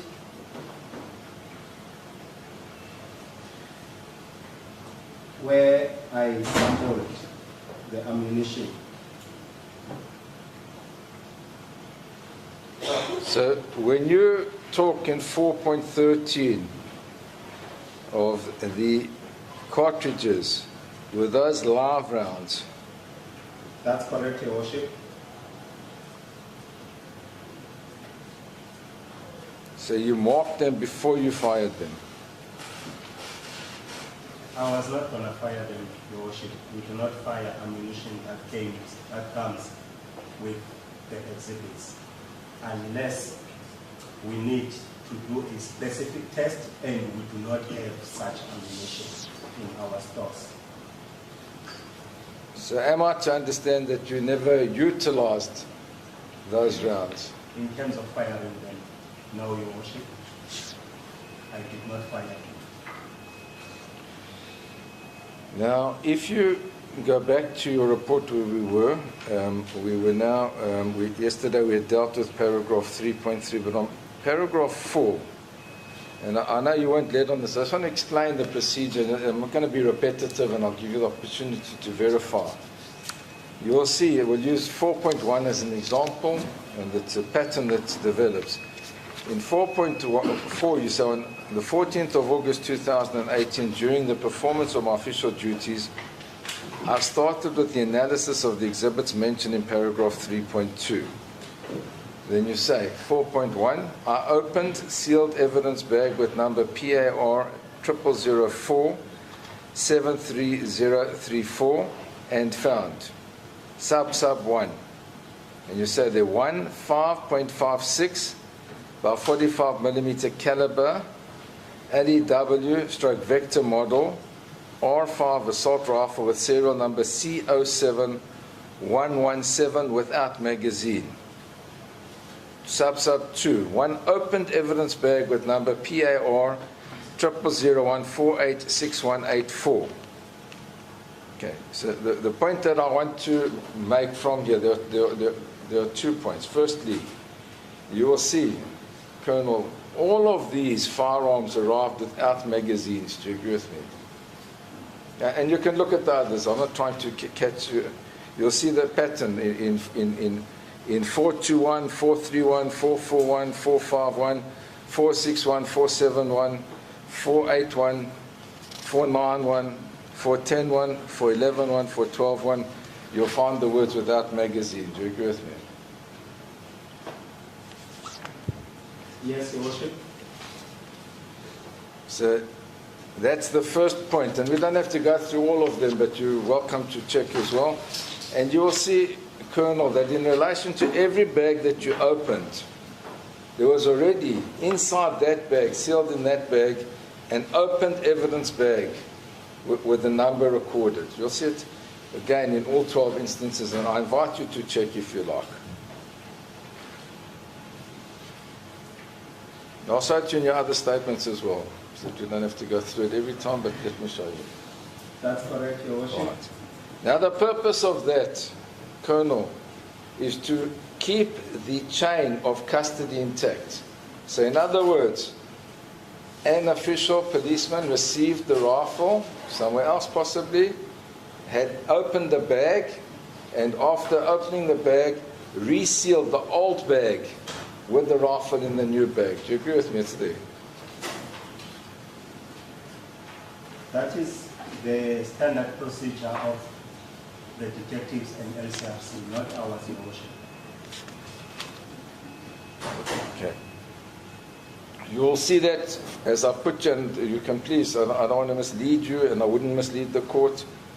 It goes up to number 12, 4.12.2. You'll see it's the same in every, it's the same pattern you follow. You open a bag, in the bag there's a rifle without a magazine, and there's the previous forensic bag inside with it. You then, in 4.13, say that you open sealed evidence bag with number PA 5000756521 and found 2.223 Remington caliber cartridges marked by you, and then you do that with all the other cartridges. Do you agree with me? In the subsequent paragraphs, do you agree? That's correct, Your Worship. You then look at these items. You say there in paragraph 6, you say the intention and scope of this forensic examination comprises of the following ballistics techniques. 1, the examination and identification of ammunition. 2, microscopic individualization of fired cartridge cases. 3, firearm mechanism examination. You agree with me? That's correct, Your Worship. And in paragraph 7, you say, I examined the cartridges mentioned in paragraph 4 and found the cartridges were manufactured or designed to be fired by center fire firearm. You agree with that? That's correct, Your Worship. You also, in paragraph 6, I examined the cartridge mentioned in 413.1, marked 282270/18C23B, and found it consists of a primer, cartridge case, bullet, and propellant. Agreed? That's correct, Your Worship. And you then say, I examined and tested the assault rifles mentioned in paragraph 4 and found 1, the assault rifles mentioned in paragraph 4 function normally without any obvious defects, correct? That's correct, Your Worship. 2, ammunition used for test purposes was marked as, and you've got all your markings there, is that correct? That's correct, Your Worship. And you explained that they were fired in those respective firearms. Agreed? That's correct, Your Worship. Right. For completion's sake, you then examined and tested the mechanisms of the other assault rifles, and found them to be self-loading but not capable of discharging more than one shot to the single depression of the trigger. And you found that the devices were manufactured and designed to discharge center-fire ammunition. Agreed? That's correct, Your Worship. So they would satisfy the requirements of a semi-automatic firearm. Do you agree with me? That's correct, Your Worship. Then you say, I examined the cartridge cases mentioned in 5.1 and 9.2, compared the individual and class characteristic markings transferred to them by firearm components during the firing process using a comparison microscope, and found the cartridge case mentioned in 5.1 was not fired in any of these firearms. Is that correct? That's correct, Your Worship. Okay. In 12, you say the conclusions arrived at were based on facts established by means of an examination and process which require a knowledge and skill in forensic ballistics. Agreed? That's correct, Your Worship. In 13, you explain what you did with the different exhibits, how they were sealed. And in 13.4, you say, on 2018/08/24, the exhibits and tests mentioned in 5.1 and 9.2 marked 282270/18A1, 117TC1, and it continues. The series of numbers were sealed in evidence bag with number PA 60601560 and filed in case file with lab 282270/18. Is that correct? That's correct, Your Worship. What do you mean when you refer to the word tests over there? What do I mean when I refer to the word Tests. Yes, tests. What tests? The ones that are marked with a ending with TC1 to TC2 or TC1 to TC4. Those are the tests that I fired using the rifles that I have examined, Your Worship. So what, because this did cause confusion, that's why I needed to ask you, what you're referring to are test cartridges, not physical tests. Is that correct? Yes, Your Worship, it's test cartridge cases, not cartridges, Your Worship. Test cartridge cases. cases or test spent cartridges, agreed. I can accept the spent cartridges, Your Worship. No, because we looked through your file with your consent yesterday, and there are no written tests or findings that are there. What you have are the cartridges, test cartridges. Is that correct? Your Worship, there are tests on each and every performer that was examined. So you say there's a written test. It says tests, then it says 2 times 556 by 45, and the manufacturer is PMP, and the test was marked. I'm looking at an example. Yes, yes. And the test was marked 260 TC1 and 260 TC2. 100%. Then, out of fairness to you, we turn to the next of your reports. It was your fourth report, marked 4. And I'm not going, you'll see the same procedure was followed. You received the exhibits from Colonel Swartboy. You then sent them to be examined for fingerprints by Warrant Officer Becker in paragraph 3.1. Do you agree with me? Your Worship, I need to clarify something. This exhibit never left my office. I arranged with Warrant Officer Becker to come to my office and do the fingerprinting in my office. Every time I receive it. Well, that doesn't appear from your report. And I'll show you why I say that. Just they were handed over. Handed over, please, yes. just a minute, please. Your voices are I at apologize. the same time, so the transcription won't be audible, and you're not giving me a chance to write the question and your answer. And if you can, I know you said in the beginning, report number, what are we on now? 4, Your Worship, 4. Okay. Report 4, at paragraph 3.1 and 3.2, Your Worship. Thank you. And Your Worship, just to repeat what was said, and Colonel, please feel free to correct me. I said to the Colonel that he had handed Yes. these exhibits over To warrant officer. to Warrant Officer Becker to have them examined for fingerprint examination. Yes. He said he didn't hand them over, they stayed under his custody. I then said that's not what appears from your report. Your Worship, under the clarification, I did not say they were in my custody. No, I said they just never a left minute. my office. The exhibits never left my office. I arranged with Warrant Officer Becker to do all the tests there, and that's where I interrupted. Do you confirm? Happy, Advocate Odious? Yes, Your Worship, thank you. Thank you. And I had said to him that they were handed over, they were tested, and you'll see in 3.2, you then received them back in different forensic bags. Is that correct? That's correct, Your Worship.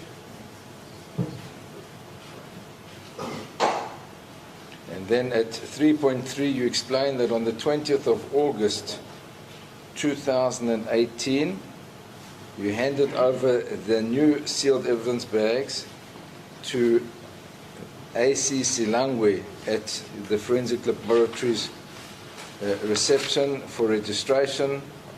They were registered in your presence and you received them back immediately after completion of the registration. Is that correct? That's correct, Your Worship.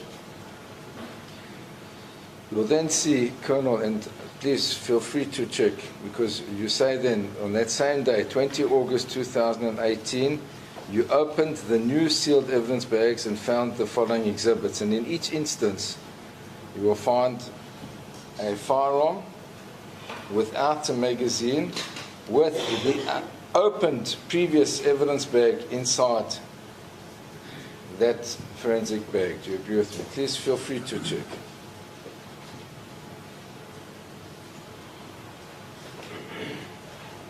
That's correct, Your Worship. In other words, you'll see then, please feel free, when Warrant Officer Becker examined the firearms for fingerprints, even at your unit, he resealed the bags with the firearms and the previous forensic bag inside them. Do you agree with me?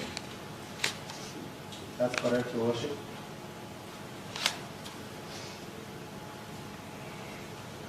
And again, I need to repeat, in every instance, the firearms did not have magazines. Do you agree with me? Every one of them.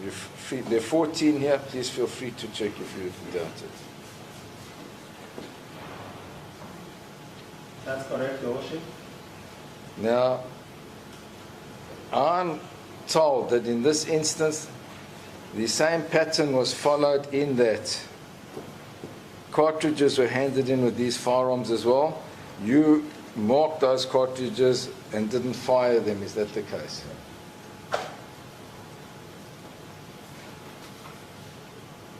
Your Worship, with the second batch of firearms, I did not receive cartridges. With this batch of firearms, I did not receive cartridges.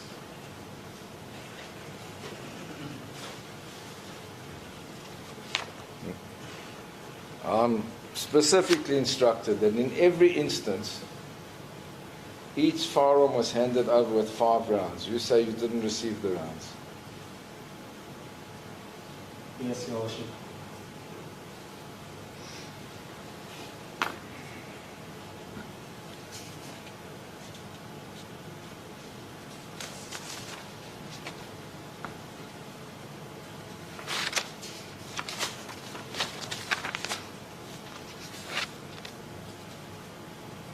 You then compiled another report. It's your number 5, it's your 5th report. Is that correct?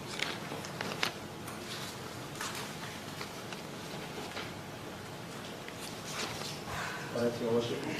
You'll see in paragraph 3, you explain that on the 27th of August 2018, you received evidence bags from Sergeant Makatali of the Detective Service, and they were sealed evidence bags that you then also sent to Warrant Officer Becker, who opened and resealed each one. Is that correct? That's correct, Your Worship. And once again, you will see that these firearms did not have magazines, and in each instance the opened evidence bag that had been previously utilized was sealed in the new evidence bags. Do you agree with me? Please feel free to check. That's correct, Your Worship. So, to be more specific, this was the third batch of firearms that you received. Is that correct? That's correct, Your Worship. And I'm told, and I need to ask you, that in this instance too, each firearm was accompanied by 5 rounds. Did you receive those rounds? Did you acknowledge it in your report? No, Your Worship, I did not receive any cartridges with this batch either. Advocate Otis, just for my own clarity, I may be, so that I'm on the same page with you.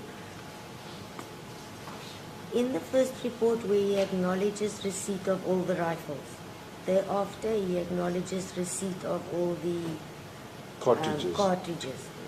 The following up now, receiving from Sergeant Nkatali, Sergeant Warrant Officer Becker, etc. Is it not the same firearms being returned to him and no cartridges? It's a different... It's different batches, Your Worship. That's new firearms not listed in the first 40. I just wanted to... that's why it's important, Your Worship. The firearms were handed over in batches, as I understand it, and that's how they were received. Is that correct? So this was the third batch of firearms. Is that correct? That's correct, Your Worship.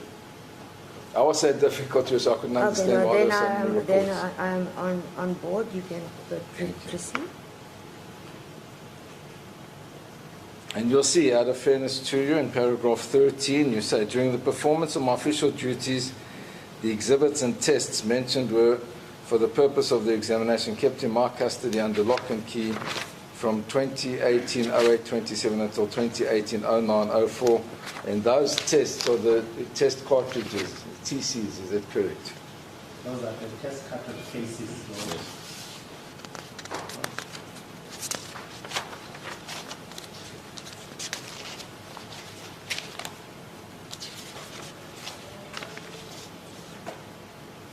Now, we turn to test 6. It's marked 6. In handwriting. And you'll see the crux of it in paragraph 3. No, your file was taken away. It's 6, but it's in handwriting, it's not typed. That's 6 now. Okay. And you explain here in paragraph 3 that on the 7th of November 2018, during the performance of your official duties, you received a request from Advocate Smith to give an opinion regarding the serial number which was found on the breech block of the rifle with serial number CNSPA 249-14, which was one of the rifles examined on 2018-08-29. Is that correct? The serial number of the rifle that I received in the request to give an opinion is correct, Your Worship? Yes. And you explained yesterday that you found that there might have been a shopping of what you referred to as a breech block. Is that correct? That's correct, Your Worship. But then in paragraph 6, you say here, no photos or video or sound recordings were received at the Eastern Cape Ballistic Section, and therefore I cannot give opinion on that. Furthermore, even if I had received the sound/video recording, I would not be able to analyze it because we do not have sound analysis equipment and the training thereof. What were you referring to there, Colonel? Your Worship, there was a request to also analyze the photos and videos. These photos and videos were supposed to come with this firearm. Remember, Your Worship, the firearms, immediately after examination, they would be resealed and sent back. Even this particular firearm was sealed and sent back. And now, since there was this request, this new request regarding the number that had been found on the serial on the breech block, then there was also a request to analyze photos and videos. But at that stage, when I received back the firearm, there were no photos and videos. That's what it is. But, Colonel, in any event, you're a ballistics forensic analyst, not a video or audio analyst. You agree with me?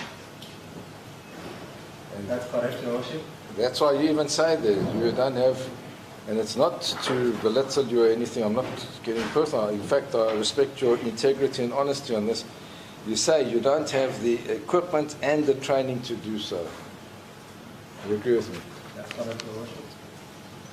Now, before we move off from this, I'm instructed that what you refer to as a breech block is more commonly referred to as a bolt carrier. Is that correct? Or is there a difference between those two parts? There is not much difference. Yes, it's more commonly referred to as a bolt carrier. As a block? A bolt carrier. Carrier. Thank you. Your Worship. So, and I know it's difficult, but when it's a breech, because I've made the mistake, so I speak from personal. It's not a breech block, it's a breach, like B-R-E-A-C-H. Is that correct? B-R-E-E. Double E, breech block. Okay. Breech block, and that's more commonly referred to as a bolt carrier. And I'm further instructed that it's the bolt carrier is the item that holds the round or cartridge at the back. So it would only have an effect on the back of the cartridge. Would you have any comment on that? On the headstand. Yes, but the side of the headstand. Yes, when I say back, yes, thank you. So just for the court, so let me go slow and then I'll thank you. I'm going to clarify that.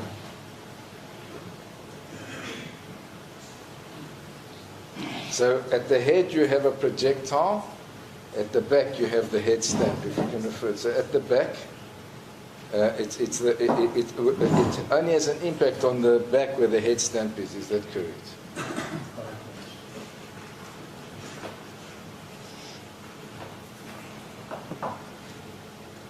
So if a bolt carrier is changed accidentally or for any purpose, it won't have any effect on the ejection port mark. Do you agree with me? On the Ejection port marks. Sometimes, Your Worship, you find that the ejection port mark has got some individuality that you can link. However, in terms of orientation, the ejection port mark it won't have an effect because the cartridge will still be ejected the same way if it was a different bolt carrier or breech block.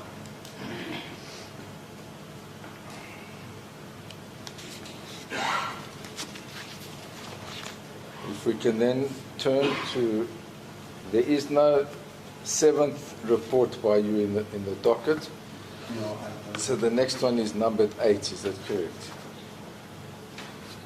That's correct, Your Worship. Did you compile a 7th report? No, Your Worship. So how did you skip from 6 to 8? Your Worship, apparently the report number 8 should have been talking to number 7 as well. There is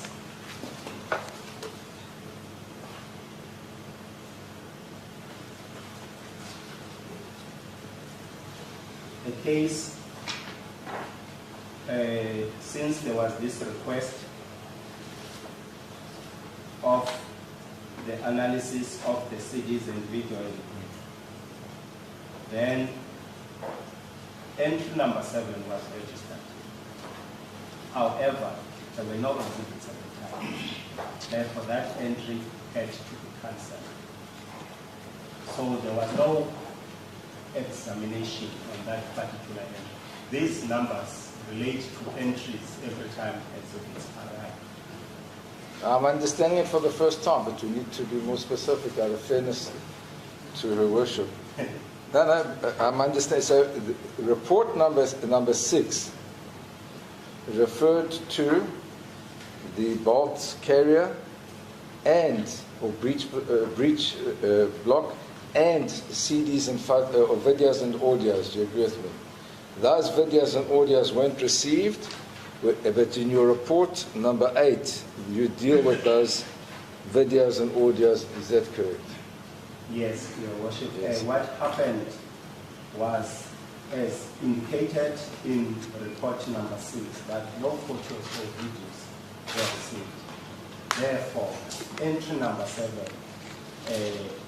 ceased to exist because it would have accommodated the photos and videos. Then, entry number 8, now the CDs were submitted. 100%. Then the case is registered again and it becomes entry number 8. I'm understanding for the first time out of fairness, Mr. So you say here in paragraph 3, on the 5th of April 2019, during the performance of your official duties, you received an intact sealed evidence bag with number PAD 0011862225, marked Dansani CAS 06/08/2018 from Case Administration of the Ballistic Section. You opened the bag and you found 2 evidence bags which contained 2 CDs plus another 2 CDs in one evidence bag and a CD and a photo album in the other evidence bag. Is that correct? The first evidence bag, Your Worship, that I received contained 2 evidence bags. And one of these 2 evidence bags contained 2 CDs. Thank you. So, And then the second evidence bag, which was also inside that main bag, contained a CD and photo album. so in other words, they had sealed the previous evidence bags with these CDs and photo album in the evidence bags that you received. Is that correct? In the main evidence bag that I received. That's what I was. And that was despite you saying that you don't have the expertise, or, I beg your pardon, training and equipment to analyze these items. And that's what leads to your conclusion in paragraph 6 hereof, where you say, after examination of the still photos in the CDs and photo album, the following conclusions were made. I could not determine the identity of the person the object was carrying in CDs, photos mentioned, and photo album mentioned in the respective paragraphs. And then you say no video footage and or sound or audio analysis was performed on CDs mentioned in those respective paragraphs, as I'm not trained in video footage and audio analysis. Is that correct? Correct, Your Worship. And then you reseal them and send them back. Is that correct? That's correct, Your Worship.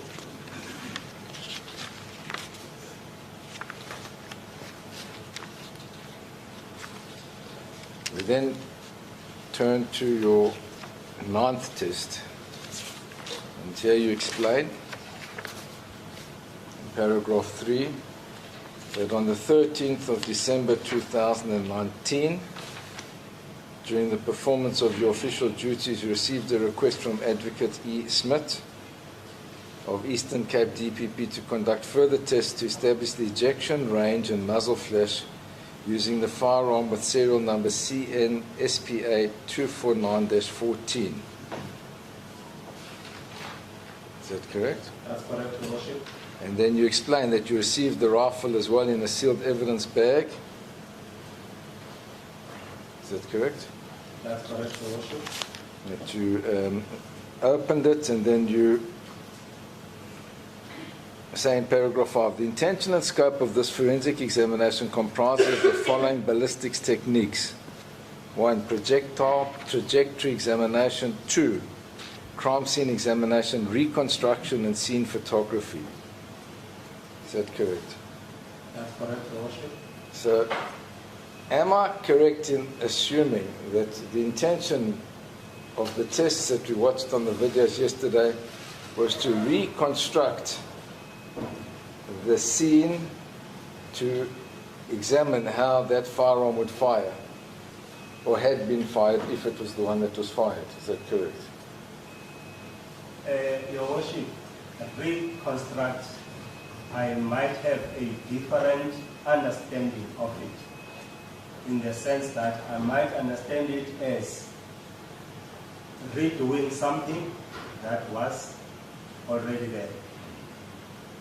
This is our standard procedure in terms of our scope, that we do crime scene reconstruction and scene photography, but here we were not necessarily having a particular crime scene to reconstruct.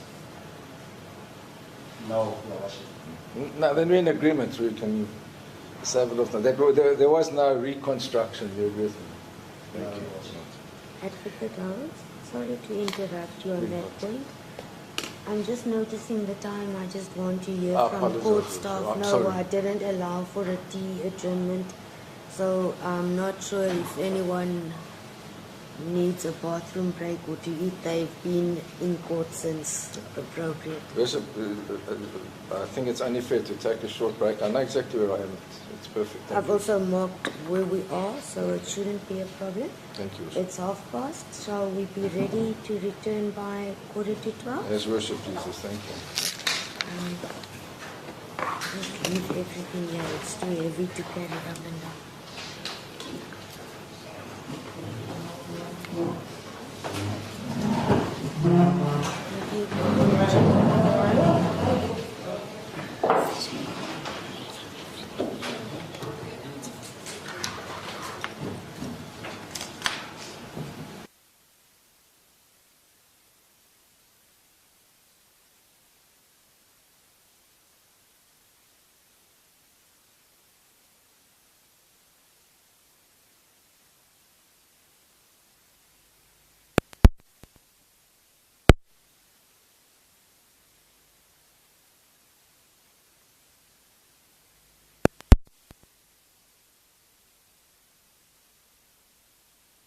Correct.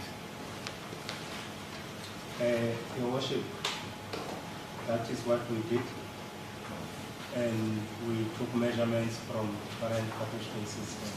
Yes. No. Do you have records of those measurements? No, Your Worship, not here in this one. Because when we looked, we didn't see any records. But what I want to say to Colonel is, if we take that range, it's a normal, I would say it's even an average range for any type of firearm. Would you agree with me? It would fall within the norm. 2.4 to the side, 2.1. Where I needed to determine the ejection pattern in terms of how far Otherwise, where I usually shoot is an enclosed environment where the cartridge case will hit something and probably fall even sometimes in front of me. But here you did a test at an outdoor range, as you recorded, is that correct? That's correct, Your Worship. Now, what I want to put to you, Colonel, is that even if there was a lot of variation between your different distances, there isn't a round that traveled in the vicinity of 23 meters. Do you agree with me? That's correct, Your Worship. Because the warrant officer Becker, who testified before you and is the person who conducted a number of the tests in this case, did an estimation based on the facts that were given to him of the distance from where the shooter was alleged to have been standing to where the round was alleged to have been found, and calculated approximately 23 meters. Now, you're an expert in scientific issues. I don't believe that there is a firearm that ejects a distance of 23 meters. Do you? Your Worship, as I already indicated, that I haven't done much tests regarding how far the firearms eject. So I would not say as an expert that that is the case. That's a fair enough answer, but you never recorded any distance of the ejection range that came anywhere near 23 meters. Do you agree with me? Can you repeat it? With pleasure. You never recorded any distance of the ejection range that came anywhere near 23 meters. Do you agree with me? No, Your Worship. When you say no, you do agree. Is that I correct? did not record such. Thank you. Now, another issue, and that's why reconstruction is so important, is when one reconstructs, one tries to put up the permanent structures that would have been on the scene. Do you agree with me? So when you reconstruct, you try to recreate the permanent structures. Do you agree with me? Being ejected. It will not, Your Worship. Do you also agree, Fired and there's a projectile? underneath something, Yes. and it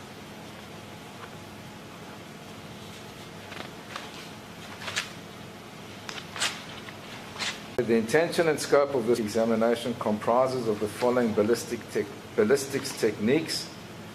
1. Microscopic individualization of fired cartridge cases. Is that correct? That's correct, Your Worship. And you say there in paragraph 5, on the 23rd of August 2018, so in other words, it was a test that had already been conducted almost 2 years previously. The cartridge case mentioned in paragraph 3 was compared with tests that were fired using the firearms received on 18 August 2018. That's correct, Your Worship. And you then say, class and individual characteristics were observed and identification was made in different areas of the neck of both the exhibit cartridge case and the tests fired in firearm number CNSPA 24914 with the exclusion of the tests from other firearms. The results were confirmed by another senior analyst. Do you confirm that? That's correct, Your Worship. In 6, you say the conclusions arrived at were based on facts established by means of an examination and process which require a knowledge and skill in forensic ballistics. You confirm that? That's correct, Your Worship. And then this is signed off on the 15th of June 2020. Now, I need to put certain things to you in the analysis of this report. Firstly, would you agree with the statement that a forensic scientist should always be able to describe the essential steps of a scientific method when tests are conducted?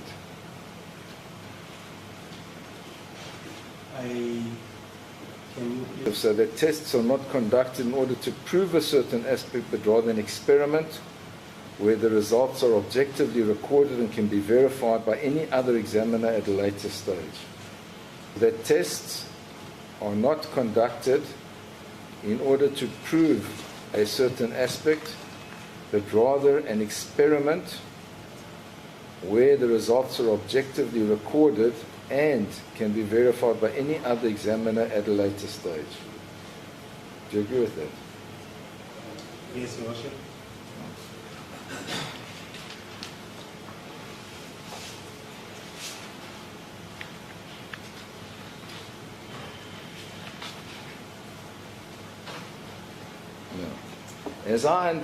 As I'm instructed, because I didn't know this before, and you've given similar evidence, but I just want to be specific on it. When examining cartridge cases, there are 5 surfaces that can be examined. The first one is the firing pin impression, which is in the center and back of the cartridge case. Do you agree? That's correct, Your Worship. I'm just waiting. But that depends on the type of firearm ammunition. The third is referred to as extractor marks, which are on the rim of the cartridge case. Do you agree with that? As opposed to extractor marks, this is ejector marks on the breech face area of the cartridge case. Do you agree with that? That's correct, Your Worship. The extractor and the ejector. Cartridge case, including the neck. Is that correct? That's correct, Your Worship. And just for clarity, sometimes when you refer to the neck, just below the neck is referred to as the shoulder. Do you agree?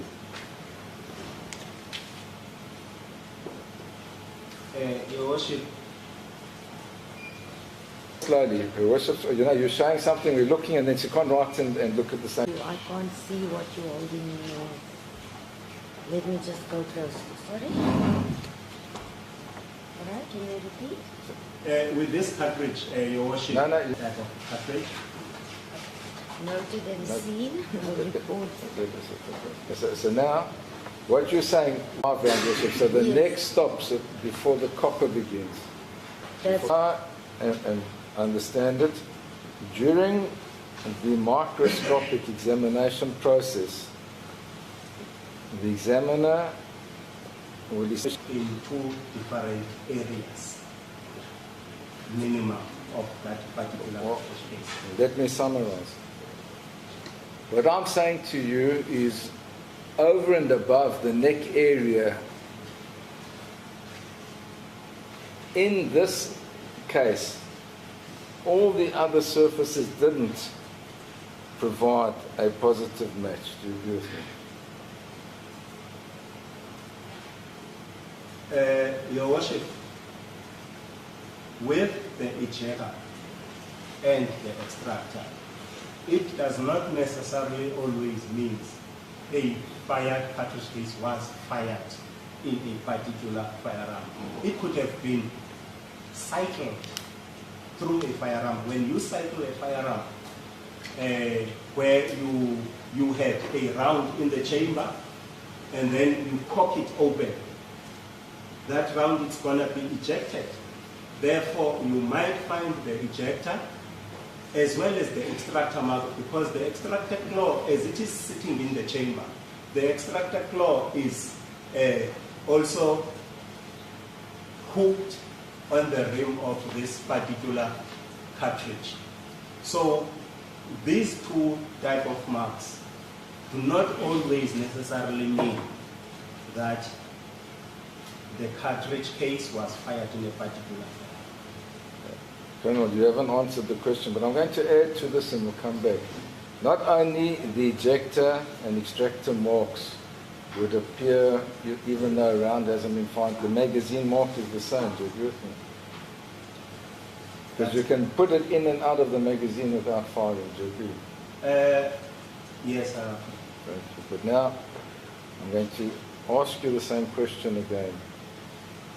You did not find positive matches on any other surfaces. Do you agree with me?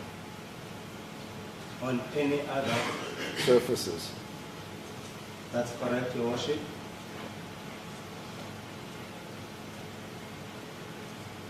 And you only compared one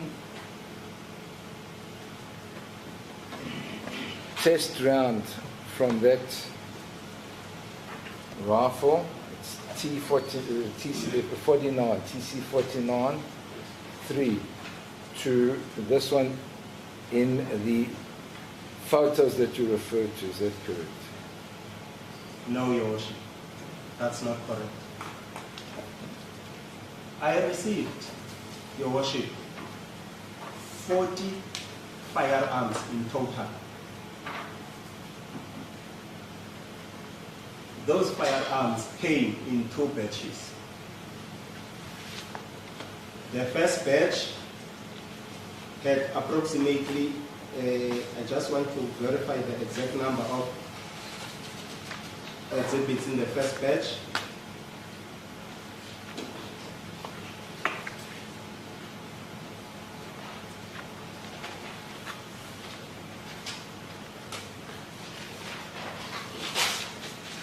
The first batch had 12 firearms, Your Worship. I fired tests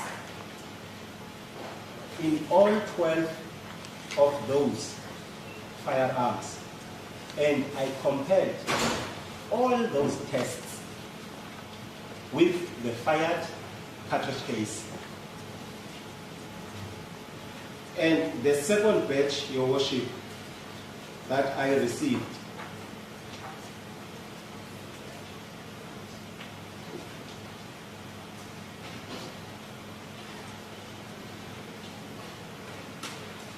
I just need to quickly check the second batch which I received.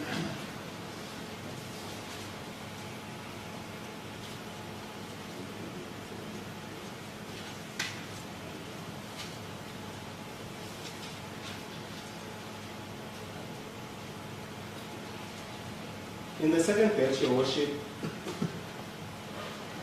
I received 14 firearms. And after firing tests using all the 14 firearms, I compared all the tests, not a specific test. In other words, Your Worship, with this firearm that was positive, I fired 4 tests and all 4 of them were positive. However, I only needed 1 to make a photograph, not all 4 of them. But Colonel, the question was, in the photograph that you referred to, you only utilized 1 round. It's referred to as 249 TC3. Do you agree with me? In the photograph that you referred to. In the photograph that I referred to, yes, I used 1 cartridge. The first question was, I used only 1 test to compare with the exhibit. Colonel, the record can be replayed. I said to you, in the photographs that you referred to is how I premised the question. Yes, I used and let me ask, so then I'll ask you differently. Do you have photographs of the other rounds besides 249 TC3 in comparison to the test round? No, Your Worship. Thank you.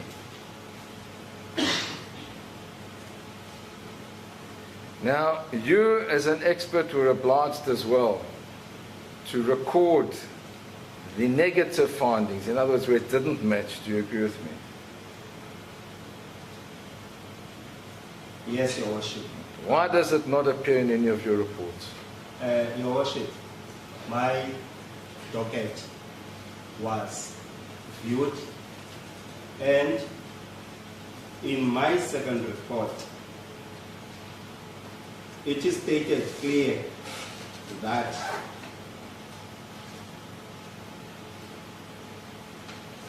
the cartridge case, paragraph 11.1, the cartridge case mentioned in paragraph 5.1 was not fired in the firearms.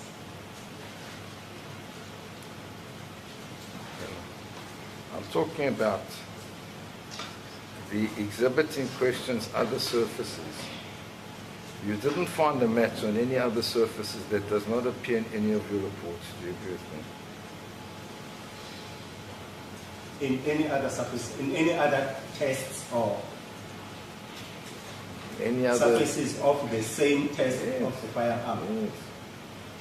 No, Your Worship. As I indicated earlier, I found that the breech face and the firing pin marks of that particular firearm were negative with the actual exhibit.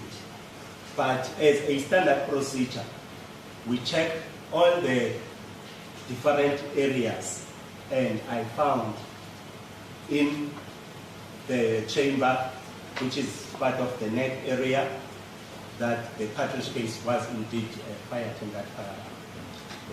You never recorded all the negative findings. Do you agree with me?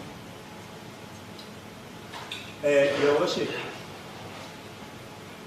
we need only a specific mark that we use in order to ID May I positive interject? mark. Advocate Otis, may I address?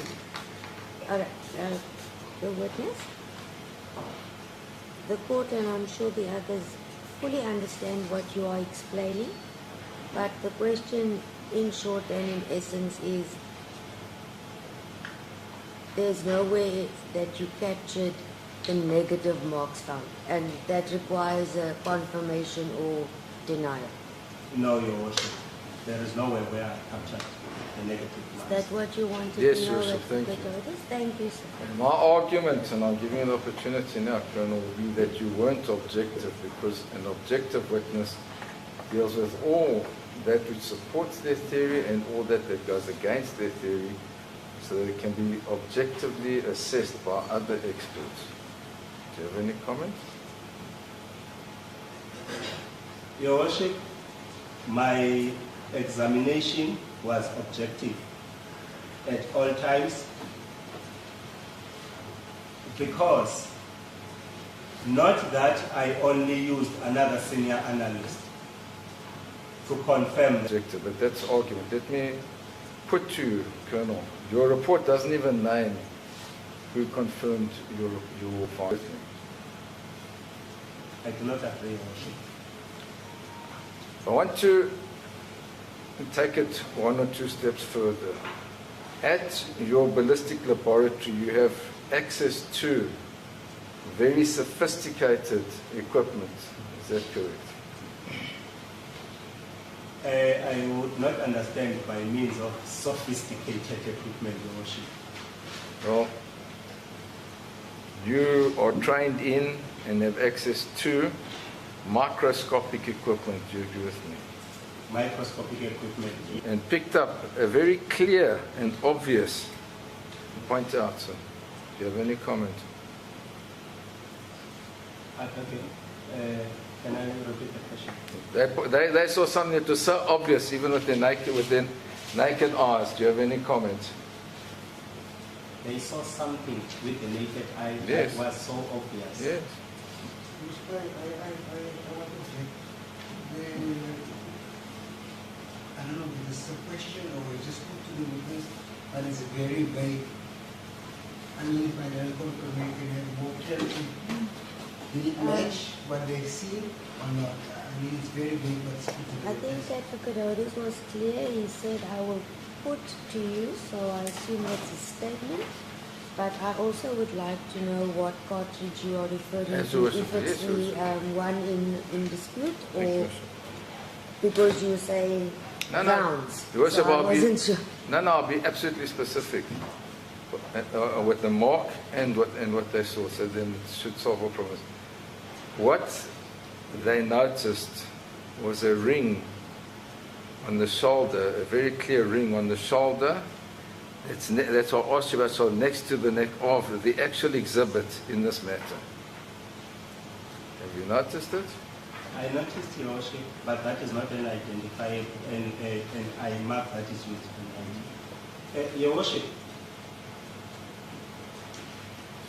5 firearms that I examined, I noticed that they had consecutive serial numbers. 4 or 5, it's 245, 246, 247, 248, 249. Though that is an indication to me that those firearms were consecutively manufactured. And therefore, Your Worship, they will bear the same class characteristics, but not the individual class, the individual firearm. Colonel, I thank you for that. Can you tell us in your report? Your Worship, by virtue of just identifying the class characteristics of a cartridge, identifying a cartridge as a 223 Remington or a 5.56 by 45. Were fired in the same firearm, is that correct? That's what you're telling the court. You agree with me? No, Your Worship.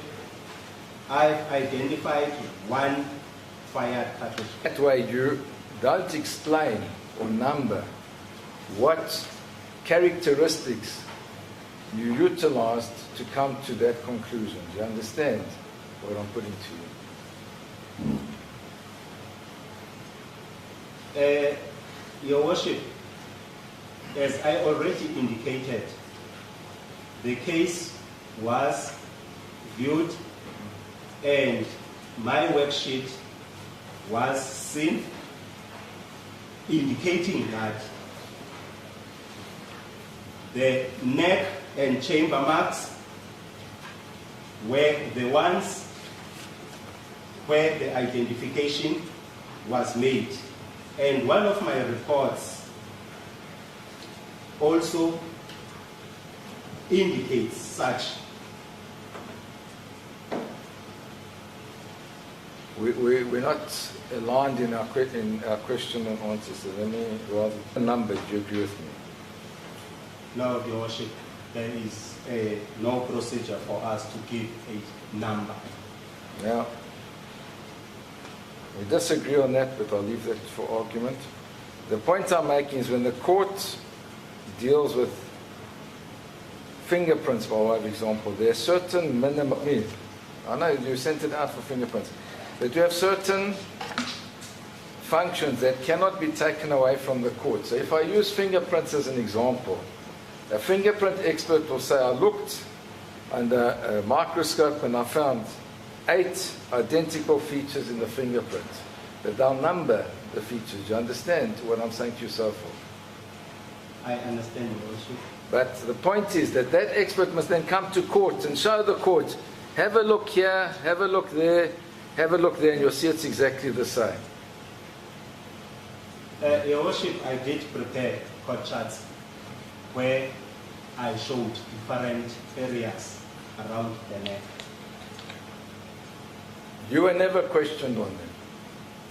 You never sat before the court or stood before the court and said, here are 8 or 9 or 10 or 12 or 15 identification marks.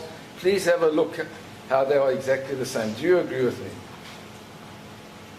On this part? Yes. No, I haven't. Thank you. That's my point. So in effect, you're telling the court, I've seen this, accept what I'm saying. And all the experts, which is usurping the function of the court. If a handwriting expert comes to court and says, this is this man's signature, he has to point out why he says so. He can't just say, I'm satisfied that it's the case, then the court accepts it. Do you understand the principle? Your Worship, as I indicated, I had prepared court charts and I had handed them over to the investigating officer, I was under the impression that the court charts are available in this court. We not allowed to get again. I'll leave it for a minute.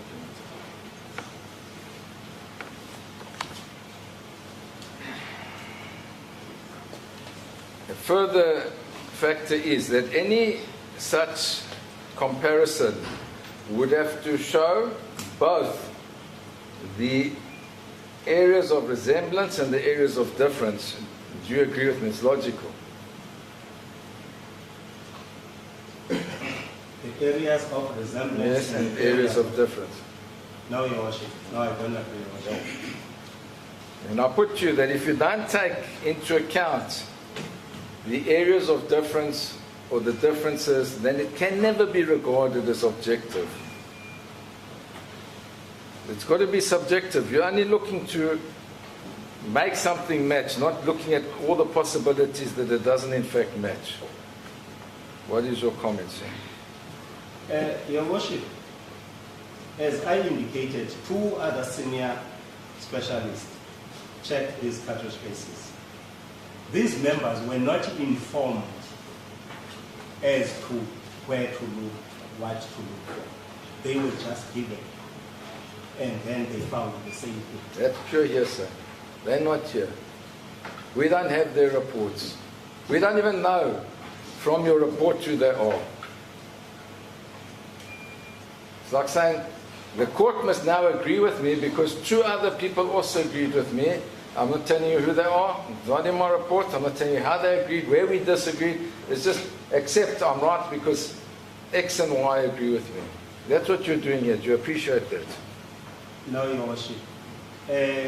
Since my worksheets have the names of these members, then this court can subpoena them. Your worksheets are not before the court. I had to ask you permission to see them. You had to phone your commander to give us access to it. Had I not done so, we would never ever know that there was that anything had been verified or checked. And there are no workings from your colleagues in your file. Do you agree with me? No workings of my colleagues. Yes. They are, Your Worship, in my file.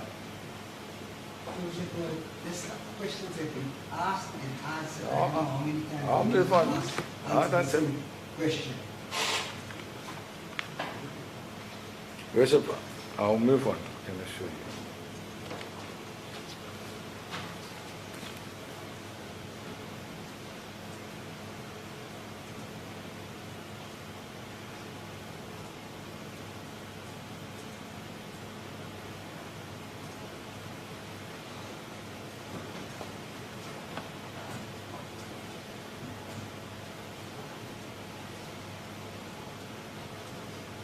When you test for muzzle flash, do you agree that the type of ammunition used will have a bearing on your findings?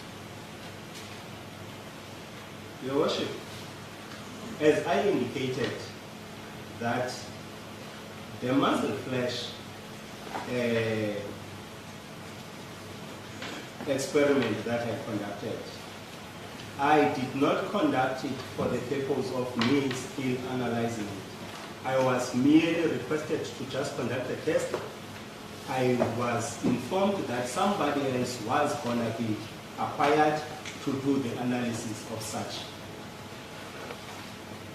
I don't understand your answer because I asked you a question and you haven't answered it. Do you agree that the type of ammunition will have an impact on the reaction, on the muzzle flash?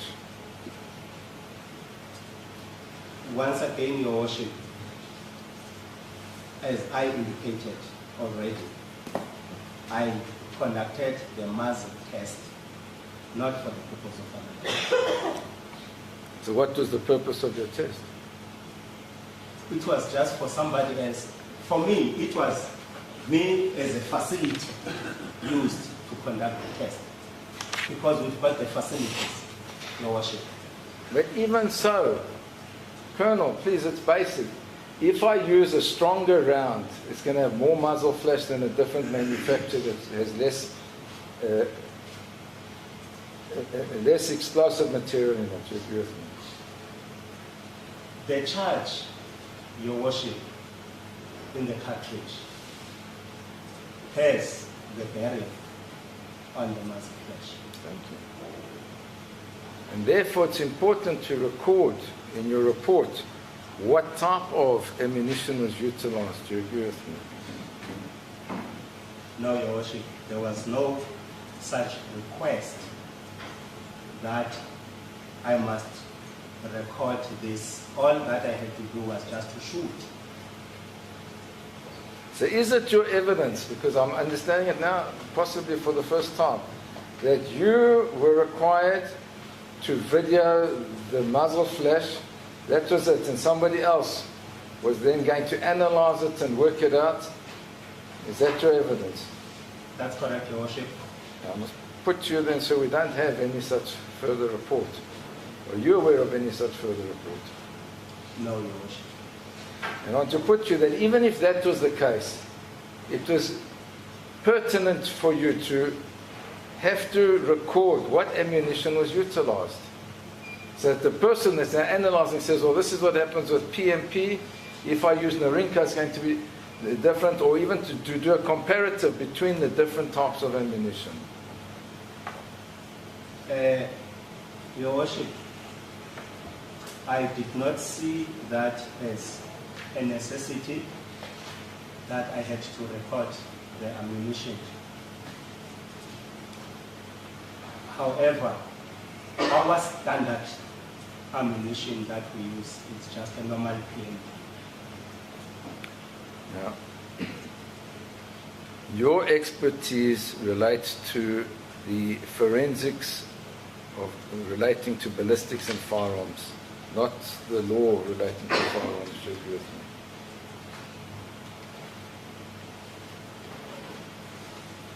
I don't know if there is a question. Here's a question. I can rephrase it in case you didn't understand it. The role that you play as a scientific expert to look at the forensics of ballistics as opposed to a DFO who looks at the law and compliance relating to firearms. Do you agree with me? Yes, Your Worship. Thank you. Your Worship, my responsibility is to do the analysis and examination, not to interpret any laws. Thank you.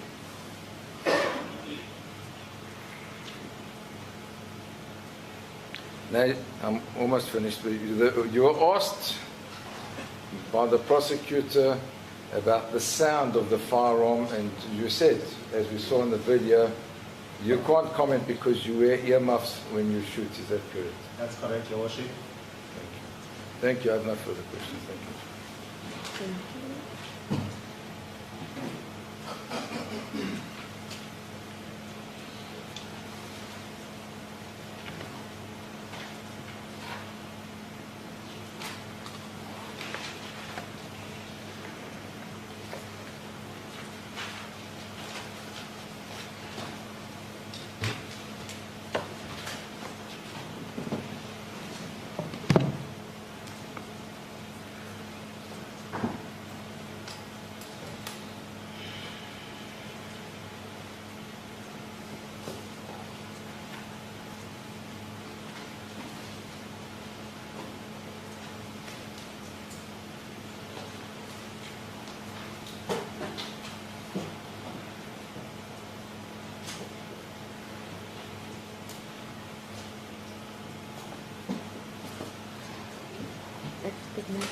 Thank you. Sorry, looks like we've been tag team now. But I want to concentrate on the firearm 24940 and the cartridge casing mark A1. You don't even need to look at your reports. I understand from your evidence that, and your reply to my request for further particulars, that your identification of this cartridge case and the link to the firearm on the neck mark. Correct? That's correct, Your Worship. as we have heard, the breech face marks, firing pin mark, other chamber marks, extractor, ejector, and the ejector port mark, all negative. That's not correct, Your Worship. What was positive? I said, Your Worship, I noticed that the breech face and the firing pin marks were negative. Yeah, The neck is part of the chamber, Your Worship. understand. So if I said the identification was made on the neck, that means it was made on the chamber as well. Yeah. Well, during American type of analysis, the neck marks are now seen as a mark on their own, are they not? Did you not attend the FBI course? Not for this specific All area. right. The extractor and the ejector you didn't find positive. Correct. Your Worship, I have indicated that the ejector and the strap and the extractor marks do not always necessarily mean that a firearm I heard that. is fired, a particular cartridge case is fired in a particular I firearm. heard you say that, Yes. but you haven't indicated on your report that it's positive.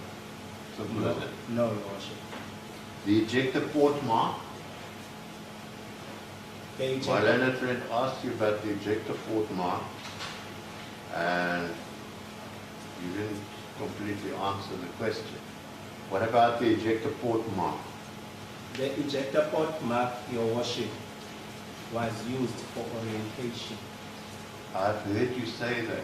Did you find that the ejector port mark was positive or negative with this fire?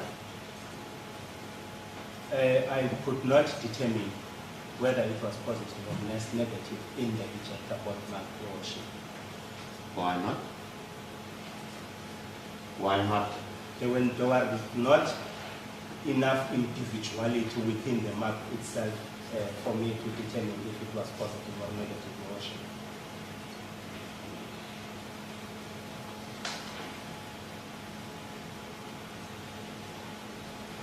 When you received your first report, when you first received the cartridge case, let's call it the disputed cartridge case, you immediately made a note on your report that you can observe 2 marks, is that correct?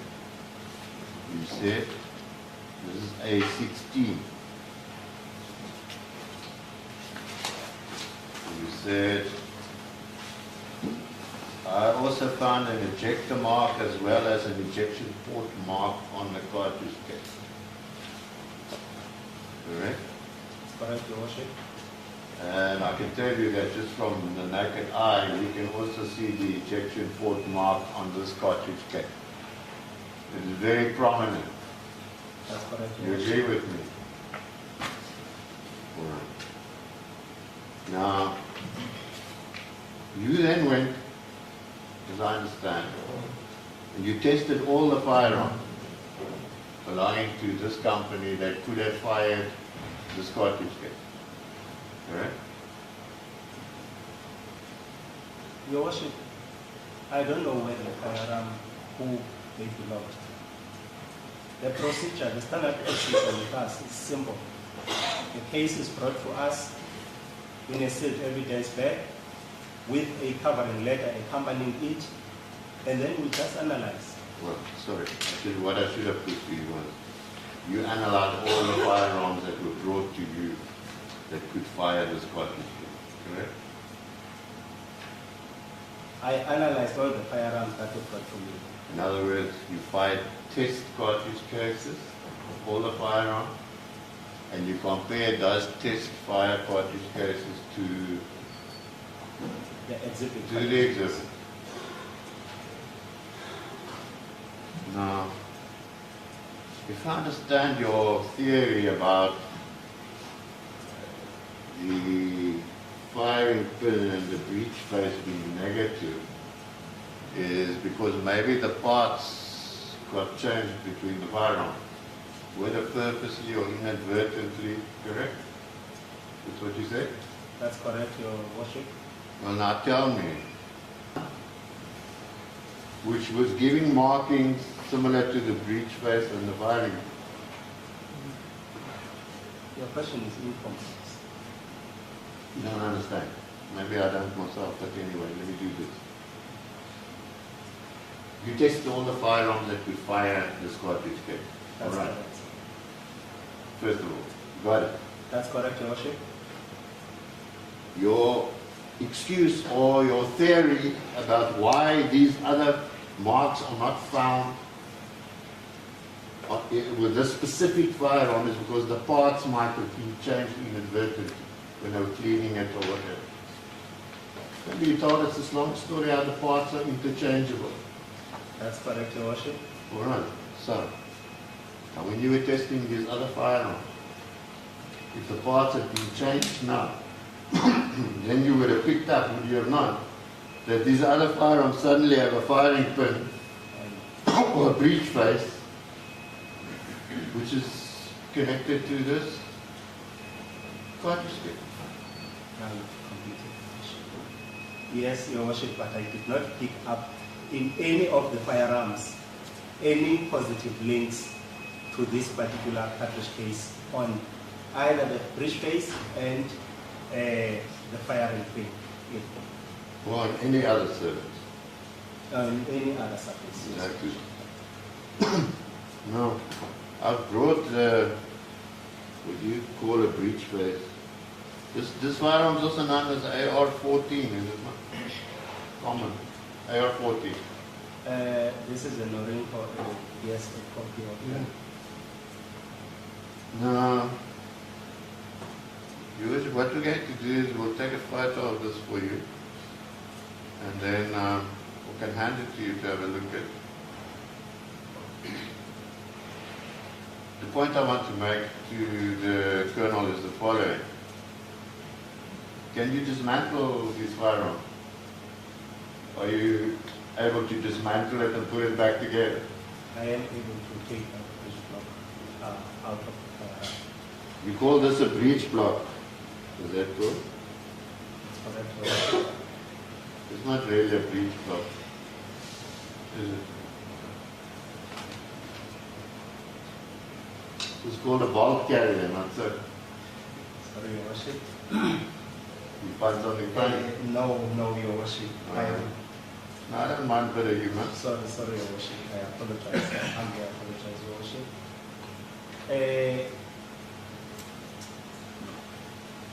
Your Worship, it's the terminology. It's a breech block. It's a ball carrier. The bolt itself is a certain part of this firearm. The point I want to make, Colonel, is the extractor, the ejector, and the breech face are all one solid piece. Is that not so you can see? Have a look.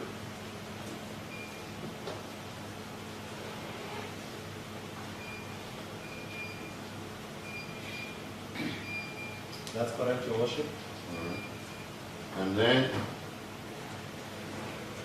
if I push here, the firing pin comes out, is that correct? That's That also forms part of this front piece. Correct? That's correct, Your Worship.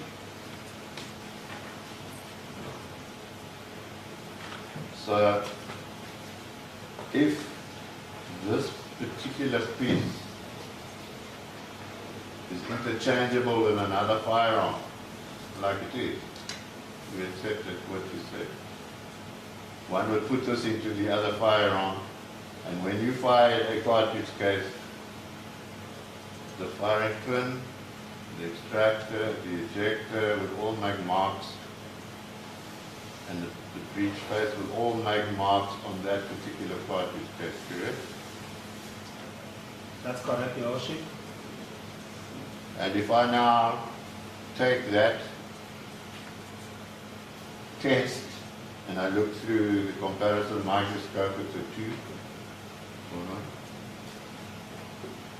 and I see, but this is now exactly the same, but it's a different firearm. I would be able to say somebody swapped the parts out because your neck marks are showing on firearm A, but these marks are showing on firearm B. Correct? No, Your Worship. As I indicated earlier, Your Worship, that the standard procedure is check all the marks before you make a conclusion. So I've got another theory for you why your breech face firing pin, extractor and ejector port are not made positive. And that is because your analysis of the neck marks is wrong. That's not correct, Your Worship. Are you a member of FT? No, Your Worship. You're not. No, Your Worship. This is the Association of Firearm and Tool Examiners. Is that not so? A worldwide organization. I am aware of it, Your Worship. I was once invited to attend one of my conferences. You said so.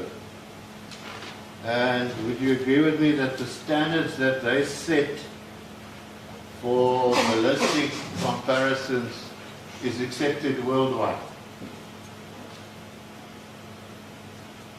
Your Worship, FD, what I've noticed regarding their papers is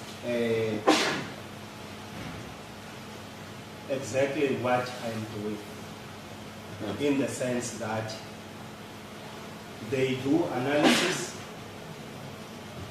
and then they just record and write a paper on it. Then that analysis that has been done by a particular person is accepted worldwide as long as the same person, another person, anywhere else can come up with the same results. It's subject to peer reviewing for their organization. Because I know where you and my dispute lies here. You say that by finding neck like this, parties get positive. Am I right? Two different marks within the neck. Yeah. Correct. Correct. That you think entitles you now to make this. Not two similar marks from two similar places. What is required by FD and the international standards. Do you see that where our dispute lies between my expert sitting in court, another one sitting at the back? We also got two like you had. Your Worship, FD is an American-based organization.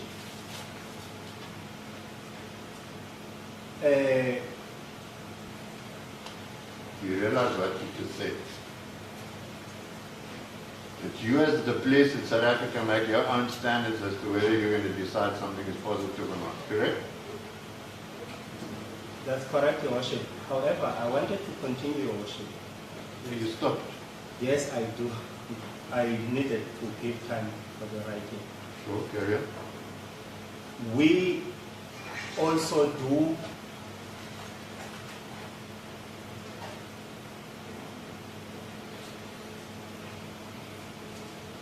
Well, give me the name of one.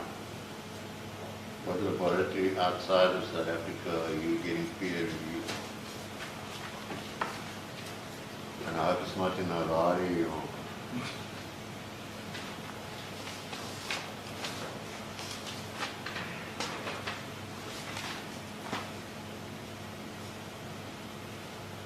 After the name, I think we should. Your Worship, I am just going through my reports. One of my reports indicates the proficiency testing that I had done. The very request a report by collaborative testing services, which is in Sterling, test to check if we will get exactly the same results they have. Not in this case.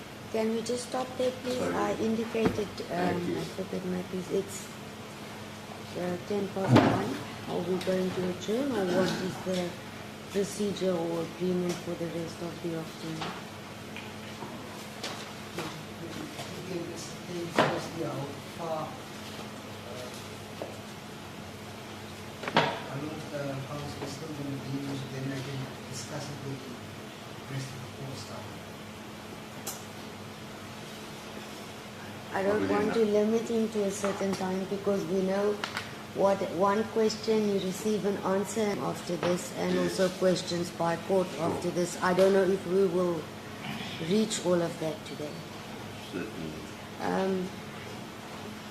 Okay. If I may also suggest, so that everyone has a comfort break, I'm not sure, and you can consult your clients as well, Advocate Dowries and Advocate Should Matthews. we come back at 2? Let's just go We to, can to do the it normal. 2, or we can start at 1:45. You may take instructions and then just inform me. We can do so now. May we go off record, please?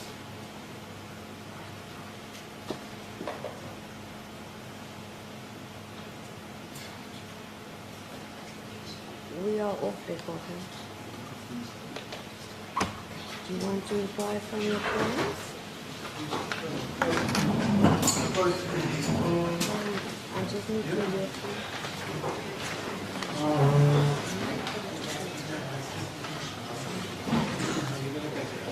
Okay, there it is. Worship cut it to 2, if possible.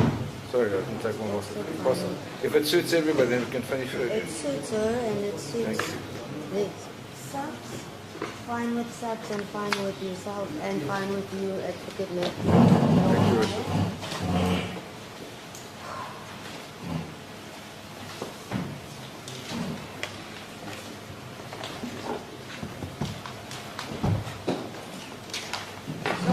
I'm taking more of your minutes.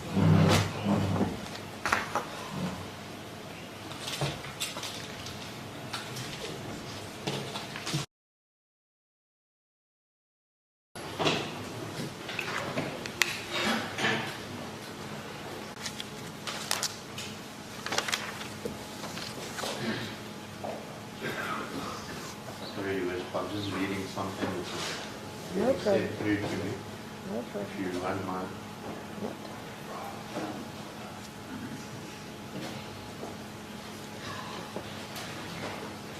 Thank you. It appears that our disagreement is the following. You are of the opinion that you can make a positive match from what would be termed one part of a tool mark, whether it's in one position or on 2 positions on a cartridge case. And we are saying that there's got to be 2 separate, or they call them tool marks on the cartridge case, from 2 separate tools, in other words, from the extractor or the ejector or the firing pin. So if you had found neck marks and the firing pin positive, you would have complied with what our standard is. But we are saying that because you only find neck marks, your standard is insufficient. You understand? I don't agree, Your Worship. I know you don't agree, but that is the dispute between us, is it not so? Yes, Your Worship. I want to read what has been said through to me now. It reads as follows. Like we have already observed, an elimination occurs at level 1 when a discrepancy exists in the class characteristics exhibited by the tool marks. In an FBI laboratory report, an example of an elimination conclusion would comprise the following language. Because of differences in class characteristics, we can exclude an exhibit. sorry. I'm going to have to print this out somehow. I see you battling to read it, so I'm definitely battling to hear you and to follow. I've got my glasses. Oh, I don't have my second pen. I'll summarize it on it. What I'm being told is that you require two separate tool marks. In other words, two separate marks imprinted on a cartridge case by two separate parts of a firearm before a positive match can be made. You understand? I hear, but I do not agree, Your Worship.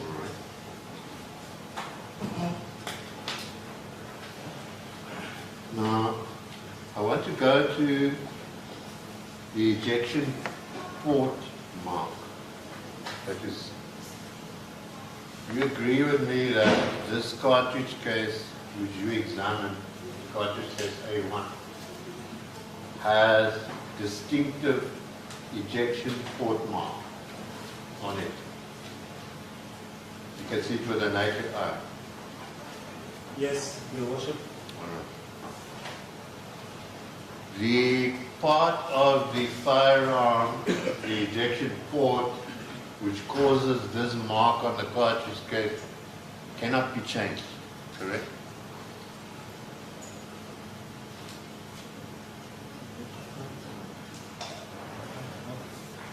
Sorry, I'll repeat. The ejection port on the firearm cannot be changed. Like the extractor, the ejector, the firing pin, and the breech pin.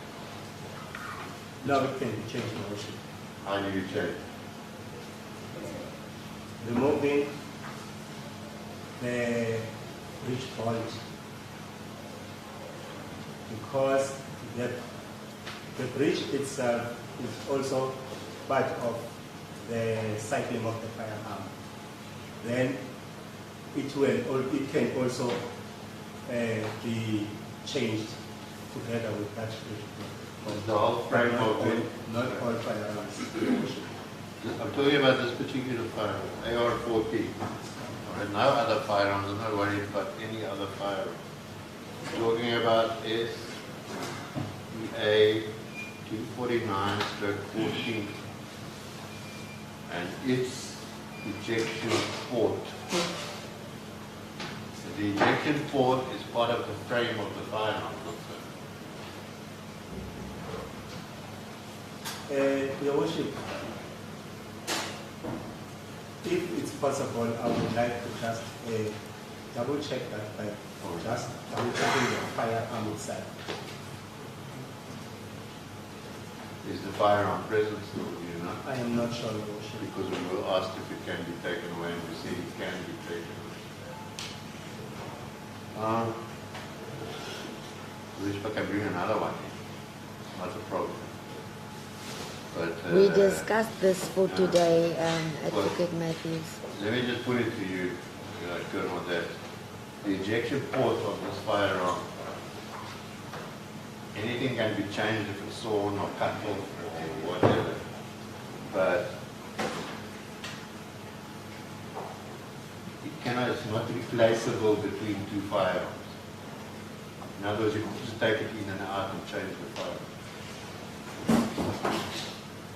As I said, Your Worship, I cannot agree or disagree because I would like to just check with the firearm. Let's for the moment presume it cannot be changed.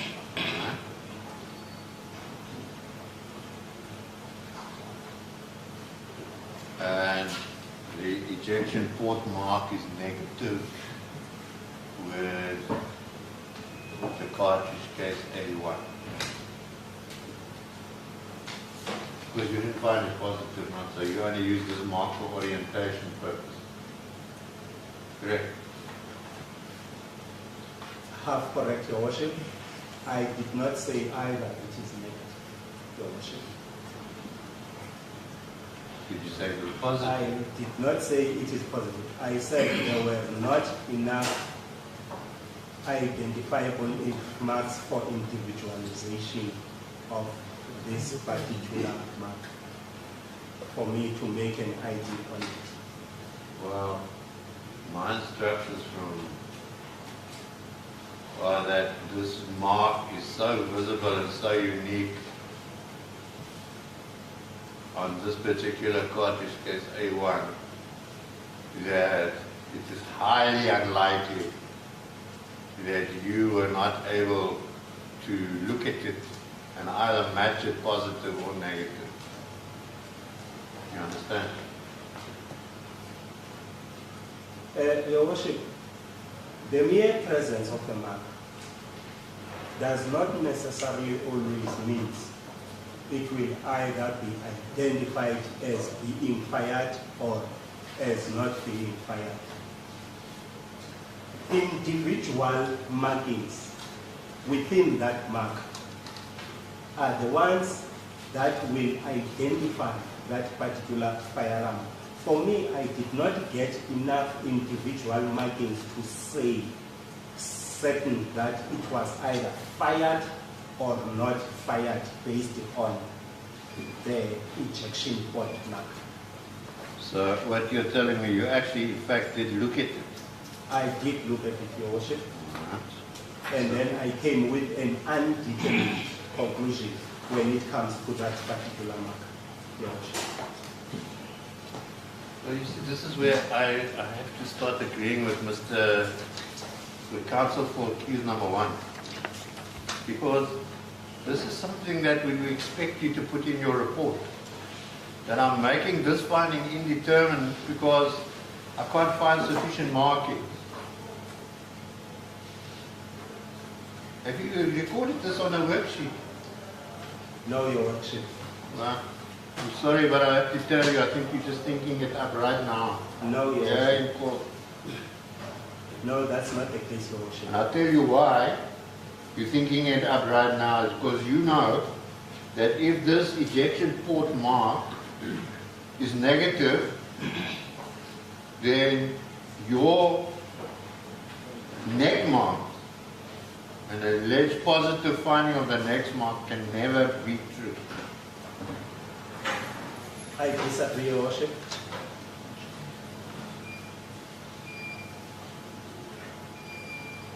Or could be insufficient for a positive identification of your neck mark. Your Worship, with the neck, I found sufficient marks. Well, while we're on that point,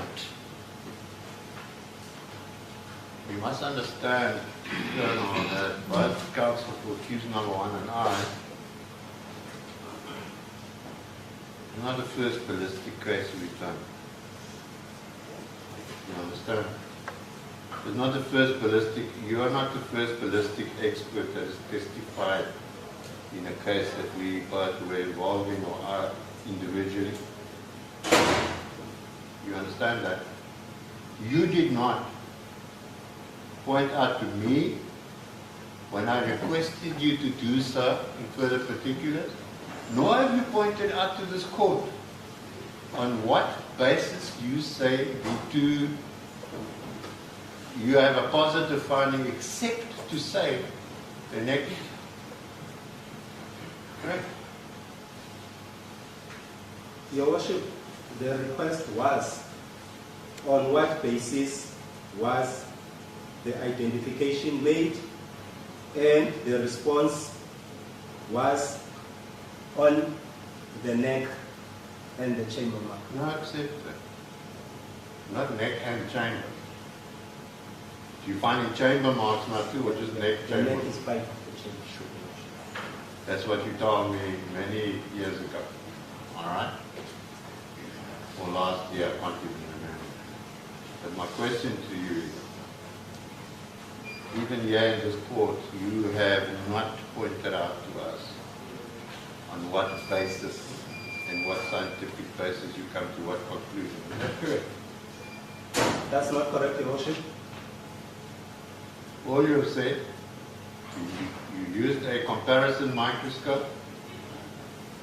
You placed the test copy on one side and the exhibit on the other side. You looked through it and you found neck marks in two different places, and therefore you come to the conclusion that it was fired from the firearm. Not so.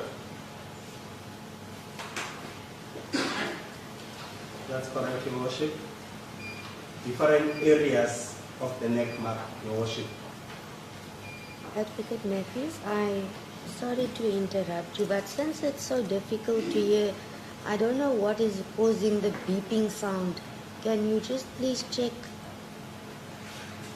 Or if it's the port. I think it's a security device that is scanning. Okay, can the movement then just be limited, because I'm trying to concentrate with one Sure. ear and then this beeping No, on. I understand you. And it's there's Friday no way- afternoon, we've had a long week. And there's no way I can miss even a single word.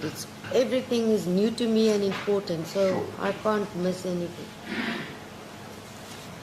Sure.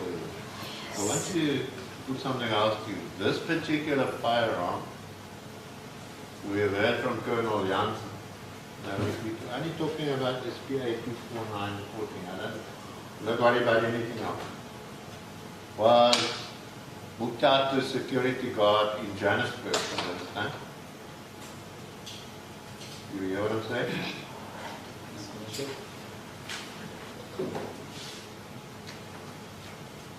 That particular firearm was not at the Caesar Ducasse Stadium on the evening in question, which was the 28th of July, I believe. I've got the date right.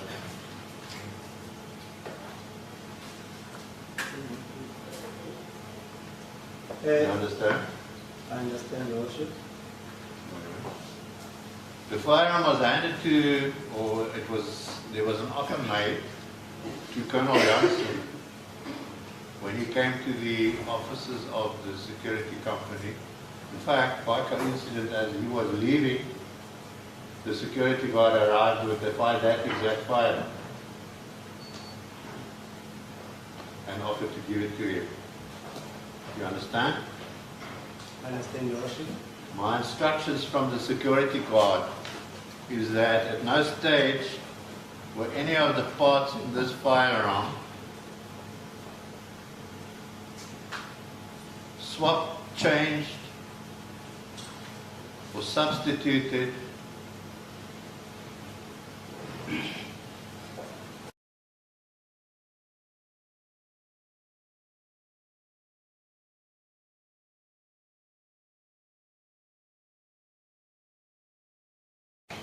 You understand? So, if indeed A1, the cartridge case, was picked up at the Caesar Ducasse Stadium, and you say it was fired by this firearm SPA, you have to be wrong. If the security officer is telling the truth. You understand? No, Your Worship, I do not agree with that. Your Worship, I do not know who and where the cartridge case was fired. The cartridge case was brought to me in the lab. Understand? And a batch of firearms were brought to me in the lab. As I examined the batch of firearms and compared them with the cartridge case, I found that a specific firearm with serial number CN SPA 249-14 was the one that had discharged that particular cartridge case.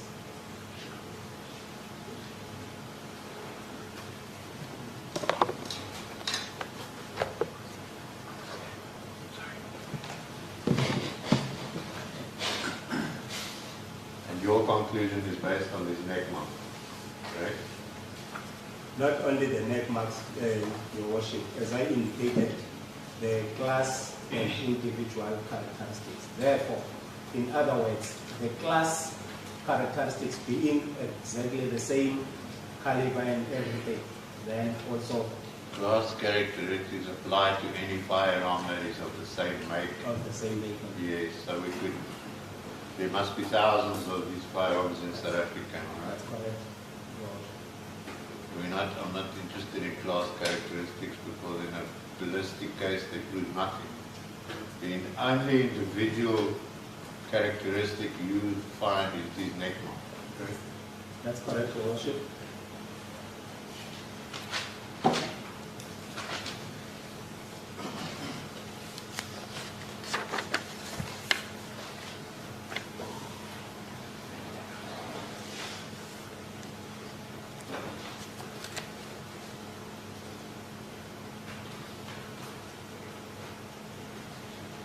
I just want to clarify one thing. It's not really relevant for me, but anyway. When you were firing the test in this firearm, what ammunition were you using?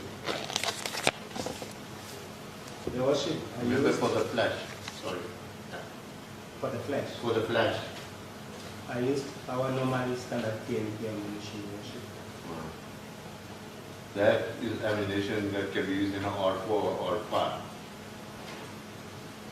That's correct, Your Worship.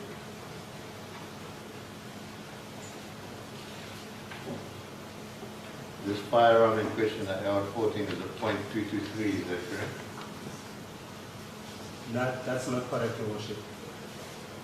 No. And Your Worship, I did not examine any R-14, any R-14. I examined a Rinco CQA, not an A-R-14.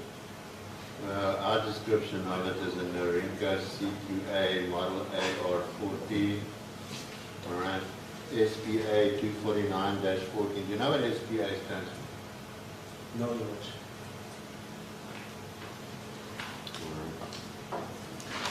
I'll leave you to go check that out. Because it's the name of a company that imports the fire.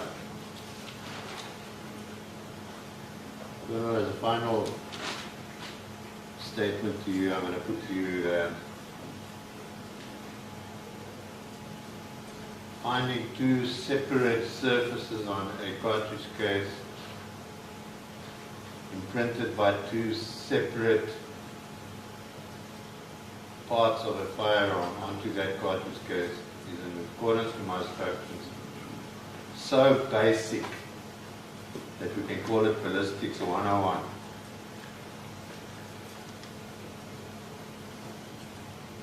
And if you in the police are using only one aspect, then unfortunately we have a problem. You understand? We disagree with that statement, not. Thank you, Bishop. Sorry.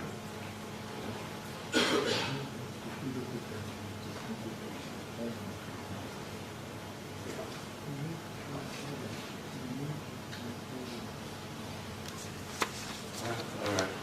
I've been given a document here which was sent to the forensic laboratory, Evan Donga's building, Port Elizabeth.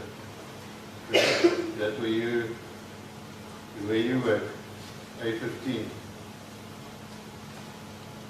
I work at the And this is the covering letter which is sent by Warrant Officer Becker. Did you see this covering letter? and I see there's a lot of covering letters.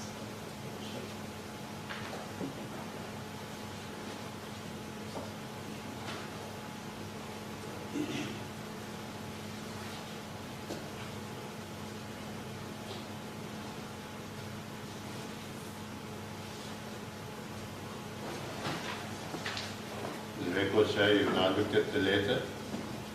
What do you say about this letter? That is a covering letter that is usually submitted together with the executive worship. And it tells you exactly where this cartridge case came from, sir, and what. It says between the 28th of July, between 1745 and 1945. a well-known leader of a political party allegedly fired shots from the podium during a rally in the stadium. A cartridge case was recovered. And then it goes on to say, the sealed in bag, so 1 times cartridge case.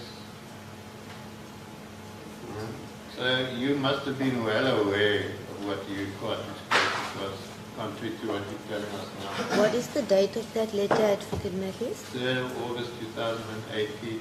3rd of August. Yes. It's A14 in the docket, I don't know No, no. if you...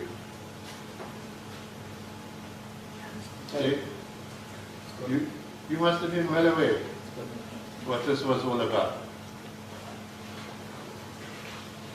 Your Worship, there are many of these current letters that come through our laboratory that have got some kind of stories. To us, the story doesn't mean anything. All that is important is the request as to what we need to do, as well as whether the sealing and the marking of the exhibit does correspond with us. The reason being, sometimes, Your Worship, we find these letters having a story, only to find out at a later stage the story changes. So what is written in the form of allegations when it comes to these covering letters has no bearing on us, on our examination.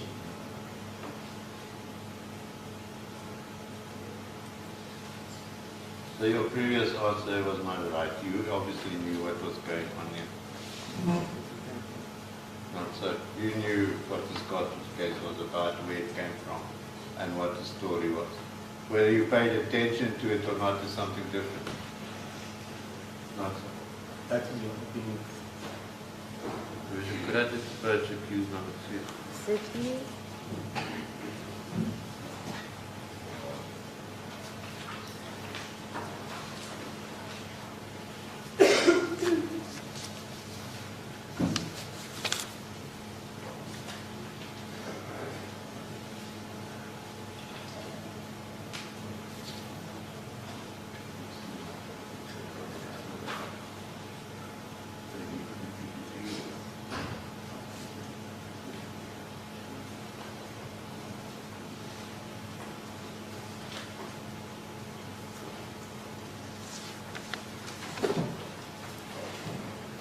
Instructions are that the firearm jammed because you used a .223 cartridge case during the flash testing and not 5.56. That's not correct, Your Worship. We've got limited number of .223s in our laboratory. As a result, we do not just use them in clinics. We'll just do it. I've got no further questions. Thank you. Thank you. Just a minute, Caesar. I've just handed a note to the state and the defense for all of your perusal, and then we can discuss.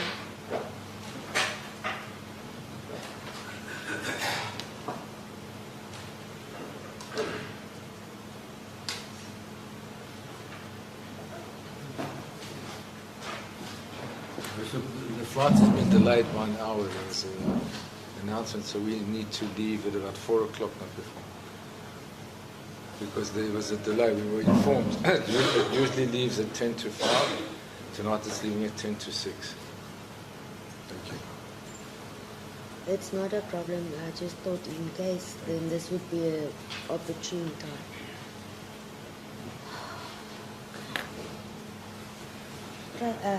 Re-examination, Advocate Caesar. Thank you, Worship.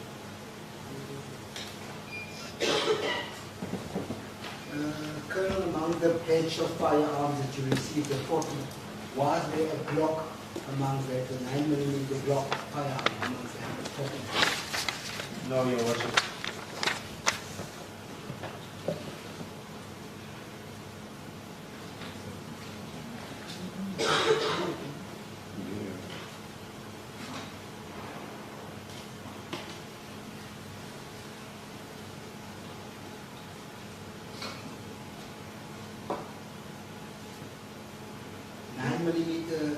Luger firearm? No, Your Worship.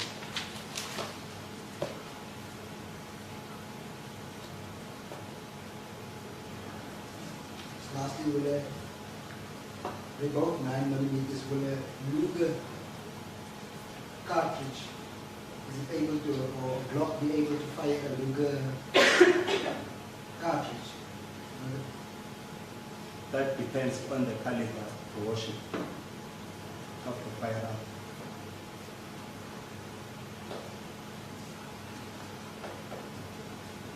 Sorry, when you say depends on the caliber, On the is the caliber. caliber not both 9mm now?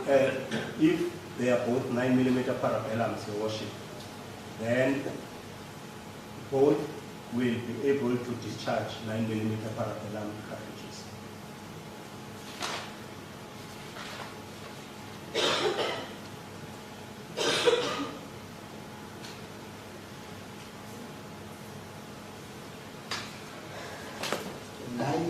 Glock, how many shots is able to house in its magazine? I cannot say out of my head, Your Worship, because we found different sizes of magazines. Some can carry 16, some even 18, and yet it's still a standard magazine.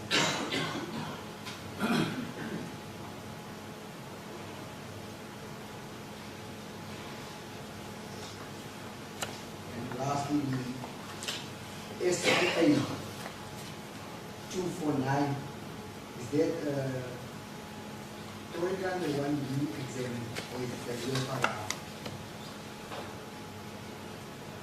Your Worship, the device or the firearm that I examined conformed to at least one of the requirements of the Firearms Control Act, being a device that is manufactured or designed to discharge center fire ammunition.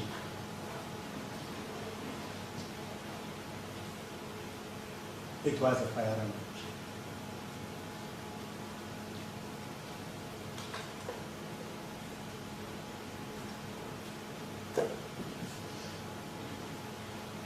So that also stated in the report that it is semi-automatic and or fully automatic.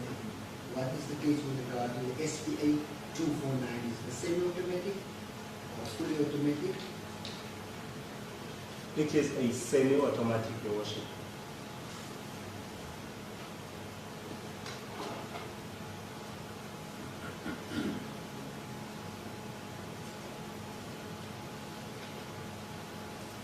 Thank you, Mr. Pastor. No further questions.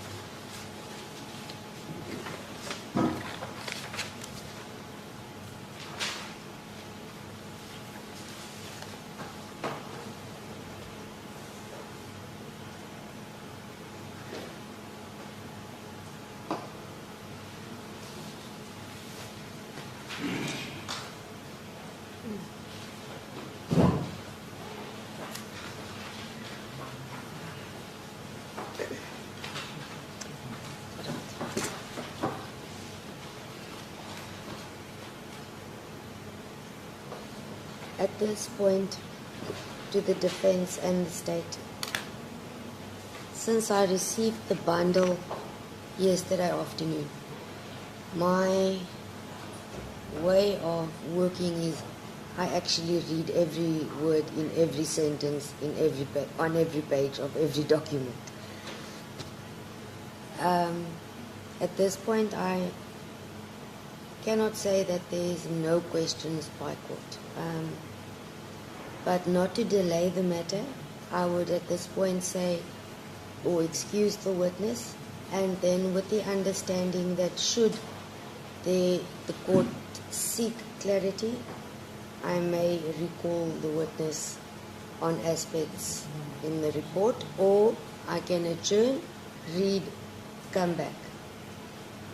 Your Worship, I have no objection to that.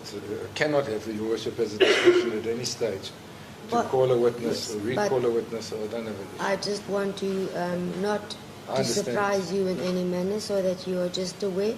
It may happen that what I need answered is contained there, and I may answer it for myself. As Your Worship, I just wanted to be transparent with what transparent so that everyone is aware of my thoughts and on the way forward. What we do need to do, Your Worship, is work out what order we're going to give Yes. these pages. Thank you, All on the Advocate same Otis. page. Let us, right, for now I can excuse Yes. the witness. The witness, thank you very much. At this point in time, we have finalized your evidence. You are excused and you may stand down. Thank you. Thank you. Right.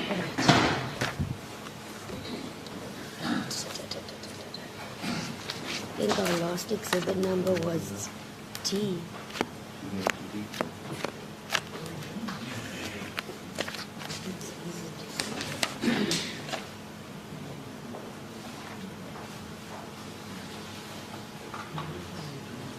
Yes, we ended with D4.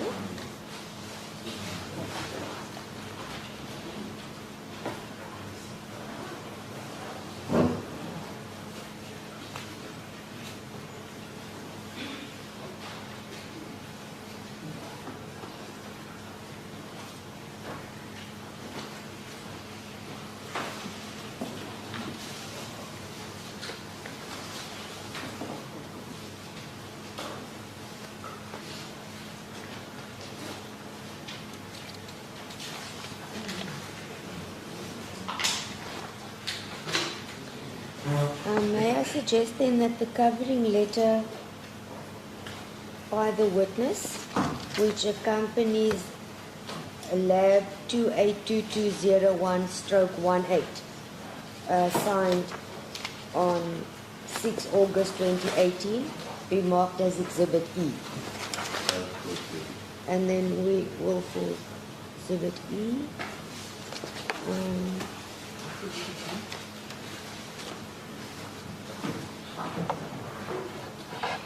This one's look, I don't know if it's duplication.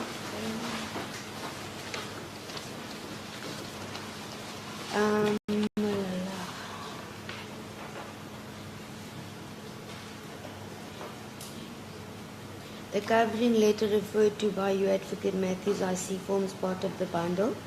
The one covering letter, second covering letter, and 2 photos of the cartridge case.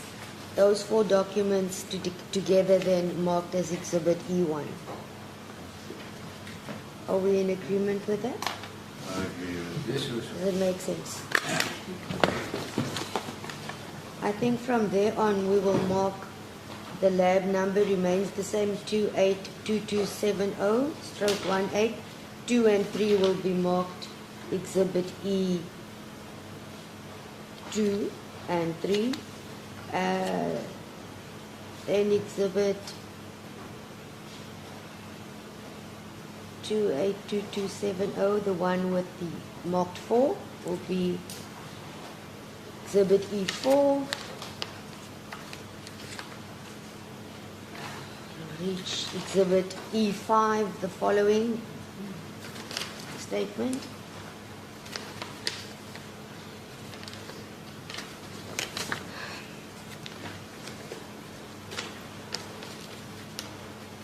And then it would be, we'll mark Exhibit E6, the one with the handwritten 6. There is no 7.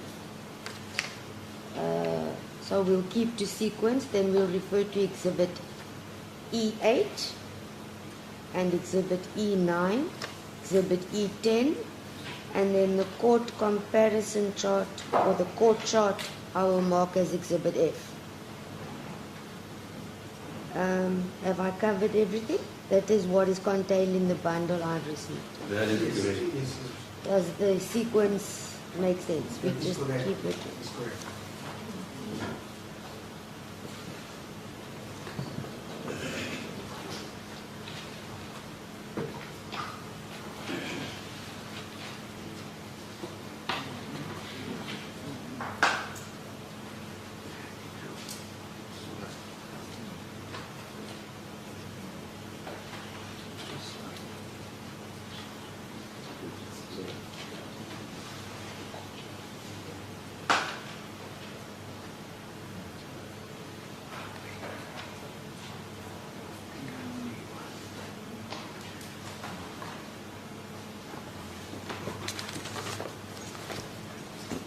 That means we're back about the business.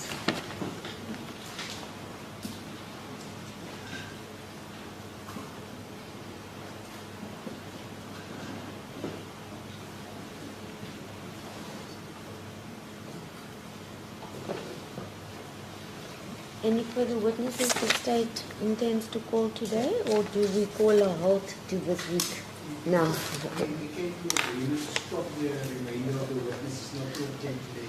All right.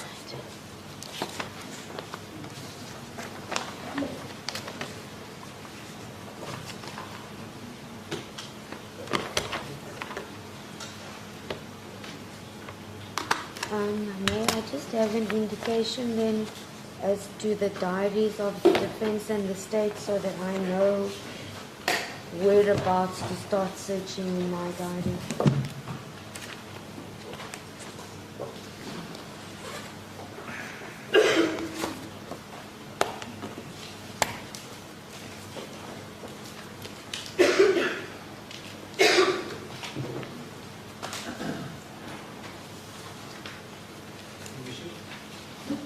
Making a suggestion that the court maybe make an order that the record be transcribed at this stage, even if it's just one copy.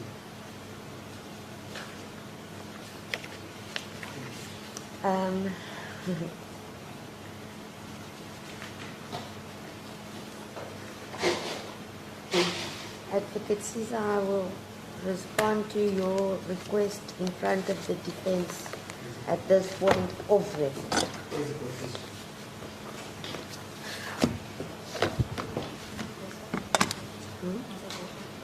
No.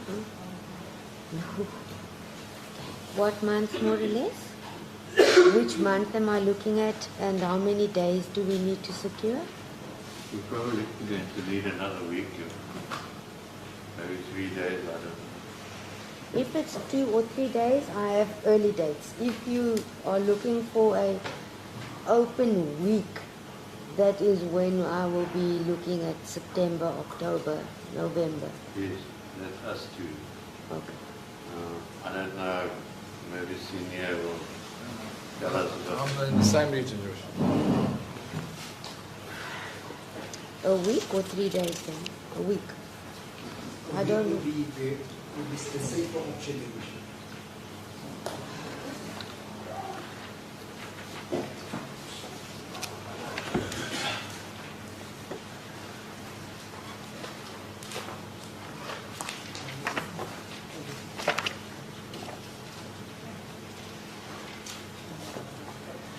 I will suggest a date, and then you can just have an opportunity to consult your clients and see if it also suits them.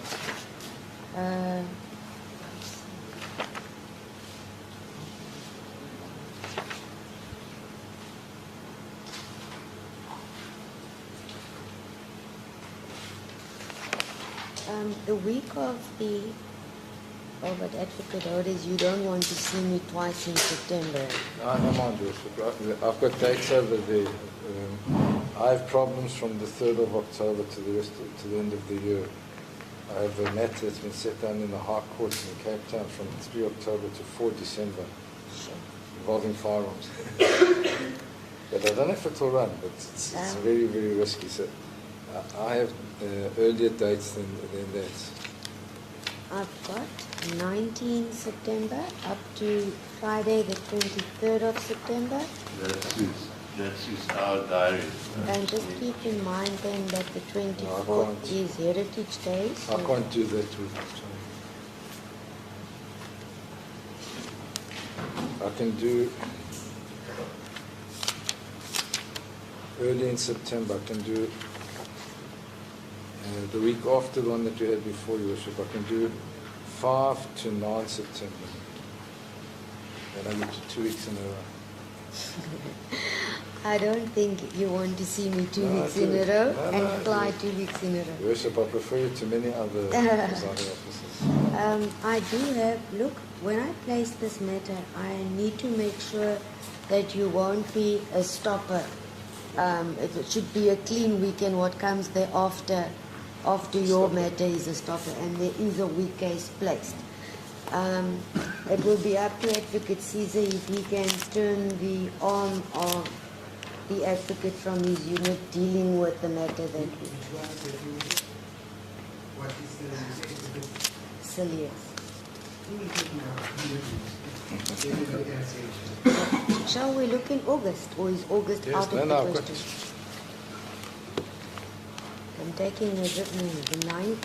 So the problem with August now then, the Monday, the 8th is a normal day, then the Tuesday is a public holiday, so that disrupts. Unfortunately, because in August I have a right for trial matter starting on the 14th of July, set to run the whole of August. That trial is going to run.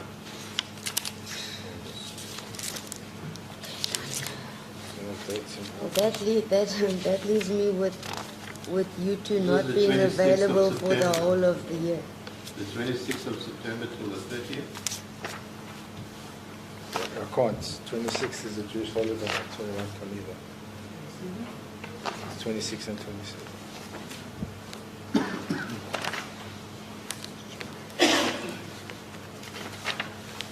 But this week of July, Okay, sure. it's recess in the High Court on the 4, 5, 6, 7 and 8 of July.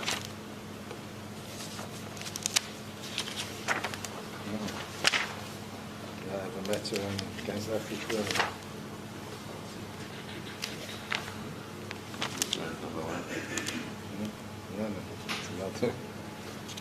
Look, since this is apartheid, I'm willing to compromise and say if they look up till October, it takes 4 matters to book my court for the entire month. So I will, if we decide on a date and there's already a stopper for that date, I will notify parties because I need to give preference to the partly heard matters before I start the new one. So if we accept on that principle, then I'm willing to compromise and accommodate. So the 4th of July to the end of that week is suitable. I can. No, I can't. That doesn't suit you. No. Okay.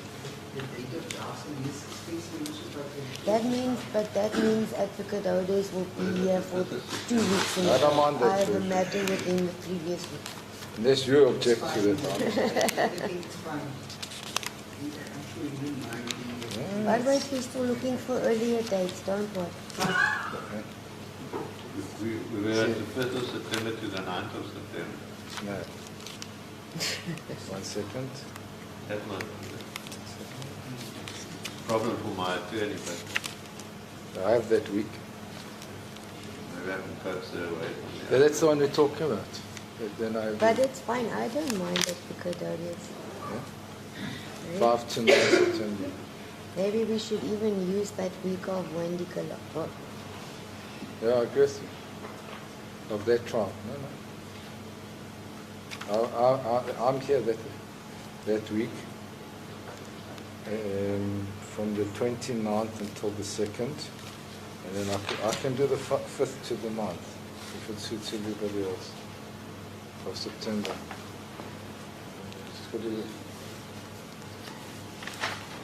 all right, just in case, a last option that I'm going to throw on the table here, 25 July to 29 July.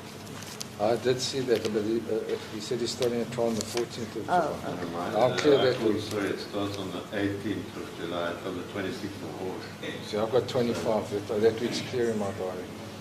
So It's we've got from the 1st to the 9th of September. I think this part is the most difficult of the entire trial so far, is to set a date. I'm so pleased to hear that. 1st to the 9th of September, we're settling on that. Yes, Going once.